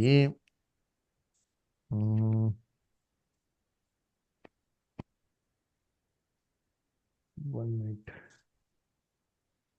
ಪ್ರಸಂಗಿಯಲ್ಲಿ ಇನ್ನು ಆಹಾರವನ್ನು ನೀರಿನ ಮೇಲೆ ಚೆಲ್ಲು. ಹೌದು, ಅದು ಕೂಡ ಬರ್ತದೆ. ಆಮೇಲೆ ಇನ್ನೊಂದು ಬರ್ತದೆ ಬ್ರದರ್, ಅದನ್ನು ಓದಿ. ಆಮೇಲೆ ಇನ್ನೊಂದು ಬರ್ತಾರೆ, ಏನೋ ನೀವು ಬೀಜನ ಬಿತ್ತನೆ ಮಾಡಿ, ಅದು ಒಂದು ಪಕ್ಷ ಈ ಕಡೆ ಆಗ್ಬೋದು, ಆ ಕಡೆ ಆಗ್ಬೋದು ಅಂತ ಹೇಳ್ತಾರೆ. ಒಂದು ನಿಮಿಷ ರೀ, ಒಂದು ನಿಮಿಷ. ಕರೆಕ್ಟ್, ಅದಲ್ಲೇ ಪ್ರಸಂಗಿ 11ನೇ ಅಧ್ಯಾಯ ಒಂದನೇ ವಾಕ್ಯ ಮತ್ತೆ 6ನೇ ವಾಕ್ಯ ಎರಡು ಓದಿ ಬ್ರದರ್. ನಿನ್ನ ಆಹಾರವನ್ನು ನೀರಿನ ಮೇಲೆ ಚೆಲ್ಲು, ಹ್ಮ್. ಬಹುದಿನದ ಮೇಲೆ ಅದು ನಿನಗೆ ಸಿಕ್ಕುವುದು. ನೋಡ್ರ, ಏಳ್- ಆಹಾರನ ಏನ್ ಮಾಡಕ್ಕಂತ ನೀರ್ ಮೇಲೆ ಚೆಲ್ಲು ಬಹುದಿನಗಳ ಮೇಲೆ ಸಿಗ್ತದೆ ಅಂತ. ನೀರು ಅಂದೆ ಜನಗಳು, ಆಹಾರ ರೊಟ್ಟಿ ಅಂದ್ರೆ ದೇವರ ವಾಕ್ಯ. ಇನ್ ದೇವರ ವಾಕ್ಯನ ಏನ್ ಮಾಡಿ ನಿಂಪಣ್ಣಿ ಸಾರ್ಕೊಂಡೋಗು. ಯಾವಾಗ ಸಿಗ್ತದೆ? ಬಹುದಿನಗಳ ಮೇಲೆ. ನೋಡಿ, ಒಬ್ರು ಬ್ರದರು, ನಾವು ಅವ್ರಿಗೆ ಸುವಾರ್ತೆ ಹೇಳ್ಕೊಟ್ಟೆ, ನಿಯರ್ಲಿ ಒಂದು 10 years ಆಯ್ತ್ರಿ. ಅದರ 10 years ಅಂತ ಸತ್ಯಂಗ ಕೇಳ್ಕೊಂಡು ಏನ್ ಮಾಡೋರು ಅವ್ರು ಬಂದವ್ರು ನೋಡಿದ್ದೀನಿ. ನಮ್ಗವ್ರಿಗೂ ಟಚ್ಚೇ ಇಲ್ಲ. ಯಾವುದೋ ಗೂಗಲಲ್ಲಿ ಯೂಟ್ಯೂಬಲ್ಲಿ ಹುಡುಕಿ ಏನ್ ಮಾಡೋರು ಅವರು ಬಂದವ್ರೆ. ಅದರ ಆಹಾರ ಚೆಲ್ಬಿಡ್ಬೇಕು. ನಮ್ಮ ಸತ್ಯದ ಕೆಲಸ ನಾವು ಮಾಡ್ಬೇಕ್ರಿ. ಇದು ಫ್ರೂಟು ರಿಸಲ್ಟ್ ಕೊಡೋದು ಏನ್ ಮಾಡ್ತಾರೆ ದೇವರು? ಆತನ ಕಾಲದಲ್ಲಿ ಖಂಡಿತವಾಗೂ ದೇವ್ರು ಕೊಡ್ತಾರೆ ನೋಡ್ರಿ. ಆಮೇಲೆ 6ನೇ ವಾಕ್ಯ. ಮುಂಜಾನೆ ಬೀಜ ಬಿತ್ತು, ಸಂಜೆಯ ತನಕ ಕೈದೆಗೆಯಬೇಡ. ಇದು ಸಫಲವೋ ಅದು ಸಫಲವೋ, ಒಂದು ವೇಳೆ ಎರಡೂ ಚೆನ್ನಾಗಾಗುವುದು ನಿನಗೆ ತಿಳಿಯದು. ನೋಡ್ರ, ಏನ್ ಹೇಳ್ತಾರೆ? ಮುಂಜಾನೆ ಏನ್ ಮಾಡಿ ನೀನು ಬೀಜನ ಬಿತ್ತು ಬಿತ್ತನೆ ಮಾಡು, ಸಾಯಂಕಾಲ ಸರಿ ನೀನು ತಡೆ ಮಾಡ್ಬೇಡ, ಅದಕ್ಕೆ ಹಿಡಿಬೇಡ, ನೀನು ಮಾಡು, ಕೆಲಸ ಮಾಡು ಅಂತ ಹೇಳ್ತಾರೆ. ಕೆಲವೊಂದ್ಸತಿ ನಾವು ಹೋಗಿ ಎಲ್ಲ ಒಂದ್ ಕಡೆ ಕ್ಲಾಸ್ ಹೇಳ್ಕೊಡಕ್ಕೆ ಹೋಗಿರ್ತೀರಿ. ಏನ್ರಿ, ಯಾರೋ ಒಬ್ರು ಇರ್ತಾರ್ರಿ, ಯಾರೋ ಏನಂತ ಏನಕ್ಕೂ ಬರಲ್ಲ ಹಂಗ ಅನ್ಸ್ಬಿಡ್ತಾರೆ ಅವರು. ಸುಮ್ಮನೆ ಕೂತು ಕೇಳ್ಕೊಂಡು ಹೋಗ್ತಾ ಇದ್ದಾರೆ. ಅಯ್ಯೋ ಏನಕ್ಕಪ್ಪ ಇವ್ರು ಒಬ್ರಿಗೋಸಿ ದೂರ ಬರ್ಬೇಕಾ, ಇಷ್ಟೆಲ್ಲ ಕಷ್ಟಪಡ್ಬೇಕಾ, ಸುಮ್ಮನೆ ಟೈಮ್ ವೇಸ್ಟ್ ಅಲ್ವಾ, ಬೇಡ ಅಲ್ವಾ ನಮ್ಗೆ ಅಂತ ಅನ್ಸ್ಬಿಡ್ತದೆ. ಆದರೆ ಏನು ಹೇಳ್ತಾರೆ ದೇವರು? ನೀನು ನಿರಾಸೆ ಆಗ್ಬೇಡ, ಮಾಡು, ಬಿತ್ತನೆ ಮಾಡು. ಅದೇನಾಗ್ಬೋದು ಮೋಸ್ಟ್ಲಿ ನಿನಗೆ ಗೊತ್ತಿಲ್ಲ. ಅದು ಬೆಳೆದ್ರು ಬೆಳಿಬೋದು, ಸತ್ರು ಸಾಯ್ಬೋದು. ಮಾಡು ಅಂತೇನು ಮಾಡ್ತಾರೆ ಅಲ್ಲಿ ಹೇಳ್ತಾರೆ. ದೇವ್ರ ಪ್ರತಿಫಲಗಳು ಏನು ಮಾಡ್ತಾರೆ ದೇವರು ಆತನ ಕಾಲದಲ್ಲಿ ಕೊಡ್ತಾರ್ರಿ. ನಾವೇನು ಮಾಡ್ಬೇಕು ಅಂದರೆ ಆ ಕೆಲಸನೇ ಮಾಡಬೇಕು. ಅದನ್ನೇ ಇಲ್ಲಿ ಏನು ಮಾಡಿತ್ತು ಕೊರ್ನೆಲ್ಯನ ಜೀವನದಲ್ಲಿ ಏನು ಮಾಡ್ತೀರಿ ನೋಡ್ತೀರಿ. ಅದಕ್ಕೆ ಎಷ್ಟೋ ಸಾಕ್ಷಿಗಳ ಮುಖಾಂತರ ಅನೇಕ ಭಕ್ತರುಗಳು ಏನು ಮಾಡೋರು ಸತ್ಯಕ್ಕೆ ಬಂದಿರೋದು ನೋಡ್ತೀರಿ.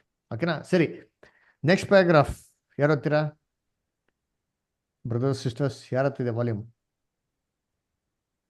ಎಲ್ಲಿ Nikhita, Amrita sister, Shobha sister? Shobha sister volume ಇದೆಯಾ? 5ನೇ ವಾಲ್ಯೂಮ್? ಓಕೆ, ಓದ್ಲ ಬ್ರದರ್? ಆಂಟಿ ಓದ್ರಿ. ಪವಿತ್ರಾತ್ಮನ ದೀಕ್ಷಾಸ್ನಾನದ ಬಗ್ಗೆ ಉಚಿತವಾದ ಆಲೋಚನೆ ಏನೆಂದರೆ, ಅದು ತುಂಬಿ ಹೊರಸೂಸುವಂತಹದ್ದು, ಚೆಲ್ಲಿ ಹೋಗುವಂತಹದ್ದು, ಅಭಿಷೇಕಿಸಲ್ಪಡುವಂತಹದ್ದು. ಆದಾಗ್ಯೂ ಇದು ಸಂಪೂರ್ಣವಾದದ್ದು, ದೇಹದ ಎಲ್ಲ ಸದಸ್ಯರನ್ನು ಆವರಿಸುವಂಥದ್ದು. ಇದನ್ನು ಯುಕ್ತವಾದ ರೀತಿಯಲ್ಲಿ ಮುಳುಗಿಸುವಿಕೆ ಅಥವಾ ದೀಕ್ಷಾಸ್ನಾನ ಎಂದು ಹೆಸರಿಸಬಹುದು. ಇದೇ ರೀತಿಯ ಅಭಿಷೇಕ ಅಥವಾ ದೀಕ್ಷಾಸ್ನಾನವು ಸಭೆಯ ಮೇಲೆ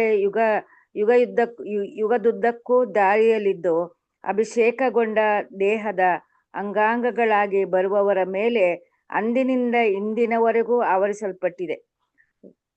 ವ್ಯಾಪಿಸಲ್ಪಟ್ಟಿದೆ, ಪವಿತ್ರಗೊಳಿಸುವುದಾಗಿದೆ, ಆಶೀರ್ವಾದದಾಯಕವಾಗಿದೆ. ಇದು ಕೊನೆಯ ಸದಸ್ಯನು ಸ್ವೀಕರಿಸಿ ಪೂರ್ತಿಯಾಗಿ ಅಭಿಷೇಕ ಹೊಂದುವವರೆಗೂ ಮುಂದುವರಿಯುತ್ತದೆ. ಅಪೊಸ್ತಲನಾದ ಯೋಹಾನನು ಈ ಪವಿತ್ರ ಸ್ನಾನದ ಬಗ್ಗೆ ಮಾತನಾಡುತ್ತಾ ಇದು ಅಭಿಷೇಕಗೊಳಿಸುವಂಥದ್ದು ಎಂದು ಹೇಳುವಂತೆ, ಆತನಿಂದ ನೀವು ಹೊಂದಿದ ಅಭಿಷೇಕವು ನಿಮ್ಮಲ್ಲಿ ನೆಲೆಗೊಂಡಿರುವುದರಿಂದ ಯಾವನಾದರೂ ನಿನಗೆ ಉಪದೇಶ ಮಾಡುವ ಅಗತ್ಯವಿಲ್ಲ. 1 ಯೋಹಾನ 2:27 ಎಂದಿದ್ದಾನೆ. ಆತನು ನೀವು ಸ್ವೀಕರಿಸುವ ಅನೇಕ ಅಭಿಷೇಕಗಳ ಬಗ್ಗೆ ಹೇಳುವುದಿಲ್ಲ, ಆದರೆ ದೈವಿಕ ವ್ಯವಸ್ಥೆಗೆ ಅನುಗುಣವಾಗಿ ಸಾಮರಸ್ಯಗೊಳಿಸುವ ಅಭಿಷೇಕದ ಬಗ್ಗೆಯಷ್ಟೇ ಹೇಳುವವನಾಗಿದ್ದಾನೆ. Thank you. ಅದಕ್ಕೆ ನೋಡ್ಬೇಕಾದ್ರೆ ಸಭೆಗೆ ಅಂತಂದ್ಬಿಟ್ಟು ಒಬ್ಬರು ವ್ಯಕ್ತಿಗಳು ಬ್ಯಾಪ್ಟಿಸಮ್ ತಗೊಂಡಾಗ ನಮಗೆ ಸಪ್ರೇಟಾಗಿ ಪರಲೋಕದಿಂದ ಏನು ಮಾಡಕ್ ಹೋಗಲ್ಲ. ಬ್ಯಾಪ್ಟಿಸಮ್ ಆಫ್ ಹೋಲಿ ಸ್ಪಿರಿಟ್ ನಮ್ಗೇನು ಮಾಡಕ್ ಹೋಗಲ್ಲ ರೀ. ಸಭೆ ಕಂಪ್ಲೀಟಾಗೆ ಒಂದ್ಸತಿ ಏನಾಗಿದೆ ಬ್ಯಾಪ್ಟಿಸಮ್, ಯಾವುದೋ ಬ್ಯಾಪ್ಟಿಸಮ್ ಹೋಲಿ ಸ್ಪಿರಿಟ್ ಒಂದ್ಸತಿ ಆಗಿದೆ. ನಾವು ಯಾವಾಗ ಆ ದೇಹಕ್ಕೆ ಅಂಗವಾಗ್ತಿರೋ ಆ ಒಂದು ಅನಾಯಿಂಟಿಂಗಲ್ಲಿ ನಾವೇನು ಮಾಡ್ತೀರಿ, ಒಂದು ಪಾಲ್ದಾರ ಆಗ್ತೀವಿ ಹೊರತು ನಮಗೇನು ಸಪ್ರೇಟಾಗಿ ಏನು ಮಾಡೋಕೆ ಹೋಗಲ್ಲ, ನಮಗೆ ಕೊಡೋದಕ್ಕೆ ಹೋಗಲ್ಲ. ಅಂದರೆ ಏನರ್ಥ, ನಮಗೆ ಅಂತ ದೇವರು ಸಪ್ರೇಟಾಗಿ ಪವಿತ್ರಾತ್ಮ ಸೂಸೋದಕ್ಕೆ ಹೋಗಲ್ಲ ರೀ. ಆಡಿ ಕ್ರಿಸ್ತನ ಸಭೆಗೆ ಅಂತ ಪವಿತ್ರಾತ್ಮ ಕೊಟ್ಬಿಟ್ಟಿದ್ದಾರೆ. ನಾವು ಆ ದೇಹಕ್ಕೆ ಸೇರ್ಕೊಂಡಾಗ ಆಟೋಮೆಟಿಕ್ ಏನಾಗ್ಬಿಡ್ತೀರಿ, ಆ ಪವಿತ್ರಾತ್ಮ ನಾವೇನಾಗ್ತೀರಿ, ಭಾಗ್ಯಶಾಲಿಗಳು ಆಗ್ಬಿಡ್ತೀರಿ. ಅದಕ್ಕೆ ಹೇಳೋದು ಬೈಬಲ್ನಲ್ಲಿ, ಕ್ರಿಸ್ತನ್ ಮಾತ್ರ ಪವಿತ್ರಾತ್ಮ ಅಳತೆ ಇಲ್ದಿರ ಏನು ಮಾಡೋದು ಕೊಟ್ರು. ನಮ್ಗೆ ಹೆಂಗೆ ಕೊಡ್ತಾರೆ, ಅಳತೆ ಮಾಡಿಕೊಡ್ತಾರೆ ಅಂದ್ರೆ ಹೆಂಗೆ ಗೊತ್ತಾ, ನಾನು ಎಷ್ಟು ಕ್ರಿಸ್ತನ್ಗೆ ಹತ್ರವಾಗಿರ್ತೀನೋ, ಎಷ್ಟು ಅವ್ರಿಗೆ ಅಂಟ್ಕೊಂಡಿರ್ತೀನೋ ಅಷ್ಟು ಹತ್ತಿರವಾಗಿ ನಂಗೆ ಪವಿತ್ರ ಆತ್ಮನಾಗ್ತಾರೆ ಕೊಡ್ತಾರೆ. ಅದಕ್ಕೆ ಏನ್ರಿ ನಮ್ಮ ಒಂದು ಅನಾಯಿಂಟಿಂಗ್ ಎಷ್ಟು ಮೆಚುರಿಟಿ, ಎಷ್ಟು ಬೇಸಿಸ್ ಮೇಲೆ ಇರ್ತದೆ ಅಂದರೆ, ನಾನು ಎಷ್ಟಪ್ಪ ಕ್ರಿಸ್ತನ್ಗೆ ಹತ್ರವಾಗಿದ್ದೀನಿ, ಎಷ್ಟು ಅವರಲ್ಲಿ ಸೇರ್ಕೊಂಡಿದ್ದೀರಿ, ಆದಷ್ಟು ಹತ್ರವಾಗಿದ್ದರೆ ಆದಷ್ಟು ಅವ್ರಿಗೆ ಒಳಗಡೆ ನಾವು ಸೇರ್ಕೊಂಡಿದ್ದಾರೆ, ಅಧಿಕವಾಗಿ ನಂಗೇನ್ರಿ ಒಂದು ಅನಾಯಿಂಟಿಂಗು ನಮಗೇನಾಗ್ತದೆ ಸಿಗ್ತದೆ. ಅದಕ್ಕೆ ಎಷ್ಟೋ ಜನ ತಿಳಿದಿರಾ, ಅಯ್ಯೋ ದೇವ್ರೆ ನನಗೆ ಪವಿತ್ರ ಆತ್ಮ ಕೊಡು, ಪವಿತ್ರ ಆತ್ಮ ಕೊಡು, ಪವಿತ್ರ ಆತ್ಮಗಾಗಿ ಏನು ಮಾಡೋದು, ಪ್ರಾರ್ಥನೆ ಮಾಡೋದು it is not A reasonable thing ಅಂತ ಏನು ಮಾಡ್ತಾರೆ ಅಲ್ಲಿ ಹೇಳ್ತಾರೆ. ಓಕೆನಾ? ಸರಿ, ಇನ್ನೊಂದು ಪ್ಯಾರಾಗ್ರಾಫ್ ಓದ್ಬಿಡೋಣ. ಯಾರು ಓದ್ತೀರಾ ಬ್ರದರ್ಸ್ ಸಿಸ್ಟರ್ಸ್? ಯಾರತ್ತ ಇದೆ ಬುಕ್ಕು? ಅನಿತಾ ಸಿಸ್ಟರ್? ಓದ್ತೀನಿ. ಓಕೆ. ದೈವಿಕ ದೃಷ್ಟಿಕೋನದಂತೆ ಸಮಗ್ರ ಸಭೆಯನ್ನು ಒಂದಾಗಿ ಪೂರ್ಣವಾದುದೆಂದು ಪರಿಗಣಿಸಲಾಗಿದೆ. ಯಾಕೆಂದರೆ ಹೇಗೆ ದೇಹವು ಒಂದಾಗಿದ್ದರೂ ಅದಕ್ಕಿರುವ ಅಂಗಗಳು ಅನೇಕವಾಗಿವೆಯೋ, ಹೇಗೆ ದೇಹದ ಅಂಗಗಳೆಲ್ಲವೂ ಅನೇಕವಾಗಿದ್ದು ಒಂದೇ ದೇಹವಾಗಿದೆಯೋ, ಹಾಗೆಯೇ ಕ್ರಿಸ್ತನು 1 ಕೊರಿಂಥ 12:12 ಮತ್ತು ವರ್ಸಸ್ 27 ಸಹ ನೋಡಿರಿ ಎಂದು ಬರೆಯಲ್ಪಟ್ಟಿದೆ. ಈ ಪ್ರಸ್ತಾಪದ ದೇವರ ವಾಕ್ಯದ ಪ್ರಸ್ತುತಿಯ ಆಲೋಚನೆಗಳಿಗೆ ಸಾಮರಸ್ಯವಾಗಿ ದೇವರು ನಮ್ಮನ್ನು ವ್ಯಕ್ತಿಗತವಾಗಿ ಪರಿಗಣಿಸುವವನಾಗಿಯೂ ಅನೇಕ ವಿಧದಲ್ಲಿ ವ್ಯಕ್ತಿಗತವಾಗಿ ನಮ್ಮೊಡನೆ ವ್ಯವಹರಿಸುವವನಾದರೂ, ನಾವು ನಮ್ಮ ತಂದೆಯ ಮುಂದೆ ನಿಲ್ಲುವಾಗ ಅದು ಏಕ ಪ್ರಮಾಣವಾಗಿರದೆ ಅದು ಒಂದು ಪ್ರಮಾಣದ ಅಂಗ ಅಥವಾ ಭಾಗದಂತಿರುತ್ತದೆ. ಮತ್ತು ಆ ಪ್ರಮಾಣವು ಸಭೆ ಎಂಬ ದೇಹದ ಶಿರಸ್ಸಾಗಿರುವ ಕ್ರಿಸ್ತನಾಗಿದ್ದಾನೆ. ಆದುದರಿಂದ ನಾವು ನಂಬಿದ ಮೇಲೆ ನಮ್ಮ ಮುಂದಿನ ಹೆಜ್ಜೆಯು ಕ್ರಿಸ್ತನ ದೇಹವನ್ನು ಸೇರಿಕೊಳ್ಳುವುದು, ಅಂದರೆ ಆತನ ದೇಹದೊಳಗೆ ದೀಕ್ಷಾಸ್ನಾನ ಹೊಂದಿಕೊಳ್ಳುವುದು. ಆಯ್ತು brother, thank you. Okay, thank you sister. 2 ವಾಕ್ಯ ಓದ್ರಿ ದಯವಿಟ್ಟು ಯಾರಾದರೂ.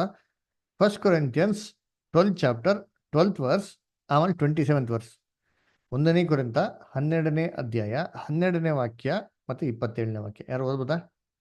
ಹೇಗೆ ದೇಹವು ಒಂದಾಗಿದ್ದರೂ ಅದಕ್ಕಿರುವ ಅಂಗಗಳು ಅನೇಕವಾಗಿವೆಯೋ, ಹೇಗೆ ದೇಹದ ಅಂಗಗಳೆಲ್ಲವೂ ಅನೇಕವಾಗಿದ್ದು ಒಂದೇ ದೇಹವಾಗಿರುವುದೋ, ಹಾಗೆಯೇ ಕ್ರಿಸ್ತನು.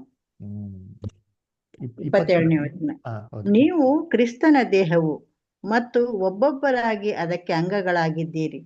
ದೇವರು ತನ್ನ ಸಭೆಯಲ್ಲಿ ಮೊದಲನೆಯದಾಗಿ ಅಪೊಸ್ತಲರನ್ನು, ಎರಡನೆಯದಾಗಿ ಪ್ರವಾದಿಗಳನ್ನು, ಮೂರನೆಯದಾಗಿ ಉಪದೇಶಕರನ್ನು ಇಟ್ಟಿದ್ದಾನೆ. ಆಮೇಲೆ ಮಹತ್ಕಾರ್ಯಗಳನ್ನು ಮಾಡುವ ಶಕ್ತಿಯನ್ನು, ನಾನಾ ರೋಗಗಳನ್ನು ವಾಸಿ ಮಾಡುವ ವರವನ್ನು, ಪರಸಹಾಯ ಮಾಡುವ ಗುಣವನ್ನು, ಕಾರ್ಯಗಳನ್ನು ನಿರ್ವಹಿಸುವ ಜ್ಞಾನವನ್ನು, ವಿವಿಧ ವಾಣಿಗಳನ್ನಾಡುವ ವರವನ್ನು ಅವರವರಿಗೆ ಕೊಟ್ಟಿದ್ದಾನೆ. ನೋಡ್ರಾ, ಏನ್ರಿ ಒಂದೇ ದೇಹ, ಆ ರಂಗಗಳೇನಾಗಿದೆ ಬೇರೆ ಬೇರೆ ಆಗಿದೆ ಅಲ್ರ. ಸೊ ಅದಕ್ಕೆ ನಮ್ಮ ಒಂದು ಪ್ರಯತ್ನ ಏನಪ್ಪ ಆಗಿರ್ಬೇಕು ಅಂದ್ರೆ, ಆ ದೇಹಕ್ಕೆ ನಾನು ಒಬ್ಬನ ಆಗ್ತೀನ ಅಂತಿರ್ಬೇಕ್ರಿ. ಆ ದೇಹಕ್ಕೆ ನಾವು ಒಬ್ಬರಾಗೋದಕ್ಕೆ ಪ್ರಯಾಸ ಪಟ್ರೆ ಆಟೋಮೆಟಿಕ್ಗೆ ಕ್ರಿಸ್ತನ್ಗಾಗಿರೋಂಥ ಅಭಿಷೇಕ ನಮಗೂ ಕೂಡ ಏನು ಮಾಡ್ತಾರೆ ದೇವರು, ಅದು ನಮಗೂ ಕೂಡ ಒಂದು ಪಾಲ್ದಾರಾಗಿ ಮಾಡ್ತಾರೆ. ಅದಕ್ಕೆ ನಮ್ಮ ಮೇನ್ ಏನಪ್ಪ ಅಂದರೆ, ಯಾವುದೇ ರೀತಿ ಏನ್ರಿ ಒಂದು ಆರ್ಗನೈಸೇಷನ್, ಕೆಲವು ಜನ ಇರ್ತಾರೆ, ಅಯ್ಯೋ ಮೆಥಡಿಸ್ಟ್ ಚರ್ಚ್ ಸೇರ್ಕೊಂಡ್ಬಿಟ್ರೆ, CSC ಚರ್ಚ್ ಸೇರ್ಕೊಂಡ್ಬಿಟ್ರೆ ನಮಗೆಲ್ಲ ನೋಡ್ಕೊಂಡ್ಬಿಡ್ತಾರಪ್ಪ, ನಾವು ತಲೆನೇ ಕಟ್ಸ್ಕೊಳಂಗಿಲ್ಲ, ಸುಮ್ಮನೆ ಹೋಗ್ತಾರೆ, ಸಂಡೇ ಅಟೆಂಡೆನ್ಸ್ ಹಾಕ್ಬಿಟ್ಟು ಬರ್ತಾ ಇರ್ತಾರೆ. ಅದರ ಅಲ್ಲಿ ಬೇಕಂತ ಎಲ್ಲ ಆ್ಯಕ್ಟಿವಿಟೀಸ್ಗಳು ಮಾಡಿಸ್ತಾರೆ. ಇವ್ರು ಹೋಗಿ ಸುಮ್ಮನೆ ಏನು ಮಾಡೋದು, ಅಟೆಂಡೆನ್ಸ್ ಹಾಕ್ಬಿಟ್ಟು ಬರೋದು. ಅದರ ಏನಕ್ಕೆ, ಅಯ್ಯೋ ನಮ್ಗೆ ಸತ್ತರೆ ನಮ್ಗೇನು ಬೇಕು, ನಮಗೆಲ್ಲ ಕೆಲಸ ನೋಡ್ಕೊಬೇಕು, ಮದುವೆ ಮುಂಜಿ ಸಮಾಧಿ ಅಲ್ವರ, ಇವೆಲ್ಲ ಮಾಡೋಕ್ಕೇನು ಬೇಕು ಅವರೆಲ್ಲ ನೋಡ್ಕೊಂಡ್ಬಿಡ್ತಾರೆ. ಅದಕ್ಕೆ ನೋಡ್ಬೇಕಾದ್ರೆ ಅವರು ಆದಷ್ಟು ಇಂಥ ಸಭೆಗಳಲ್ಲಿ, ಸಂಸ್ಥೆಗಳಲ್ಲಿ ಸೇರೋದಕ್ಕೆ ಪ್ರಯತ್ನ ಮಾಡ್ತಾರೆ. ನಮ್ಮದು ಟಾರ್ಗೆಟ್ ಅದಲ್ಲ. ನಮ್ಮ ಟಾರ್ಗೆಟ್ ಏನ್ರಿ, ಕ್ರಿಸ್ತನ ದೇಹಕ್ಕೆ ನಾವೇನಾಗಿರ್ಬೇಕು, ಒಂದು ಅಂಗವಾಗಿರ್ಬೇಕು. ಅದರ ಸಣ್ಣ ಕರ್ತನಲ್ಲಿ ಪ್ರೀತಿ ಸಹೋದರಗಳೇ, ಏನ್ರಿ ನಾವು ಇವತ್ತು ವಾಲ್ಯೂಮ್ ಸ್ಟಡಿಯಲ್ಲಿ ಸ್ಟಾಪ್ ಮಾಡೋಣ. ನೆಕ್ಸ್ಟ್ ವೀಕು ನಾವೇನು ಮಾಡೋಣ, ಕಂಟಿನ್ಯೂ ಮಾಡೋಣ. ಓಕೆನಾ? ಸೊ ಯಾರಿಗಾರು ಏನೋ ಡೌಟ್ಸ್, ಏನೋ ಕ್ವಶನ್ಸ್ ಏನೋ ಇದೆಯಾ? ಸೊ ಯಾರಿಗೇನೋ ಡೌಟ್ಸ್ ಇಲ್ಲ, ಏನು ಕ್ವಶನ್ಸ್ ಇಲ್ಲ? ಓಕೆ.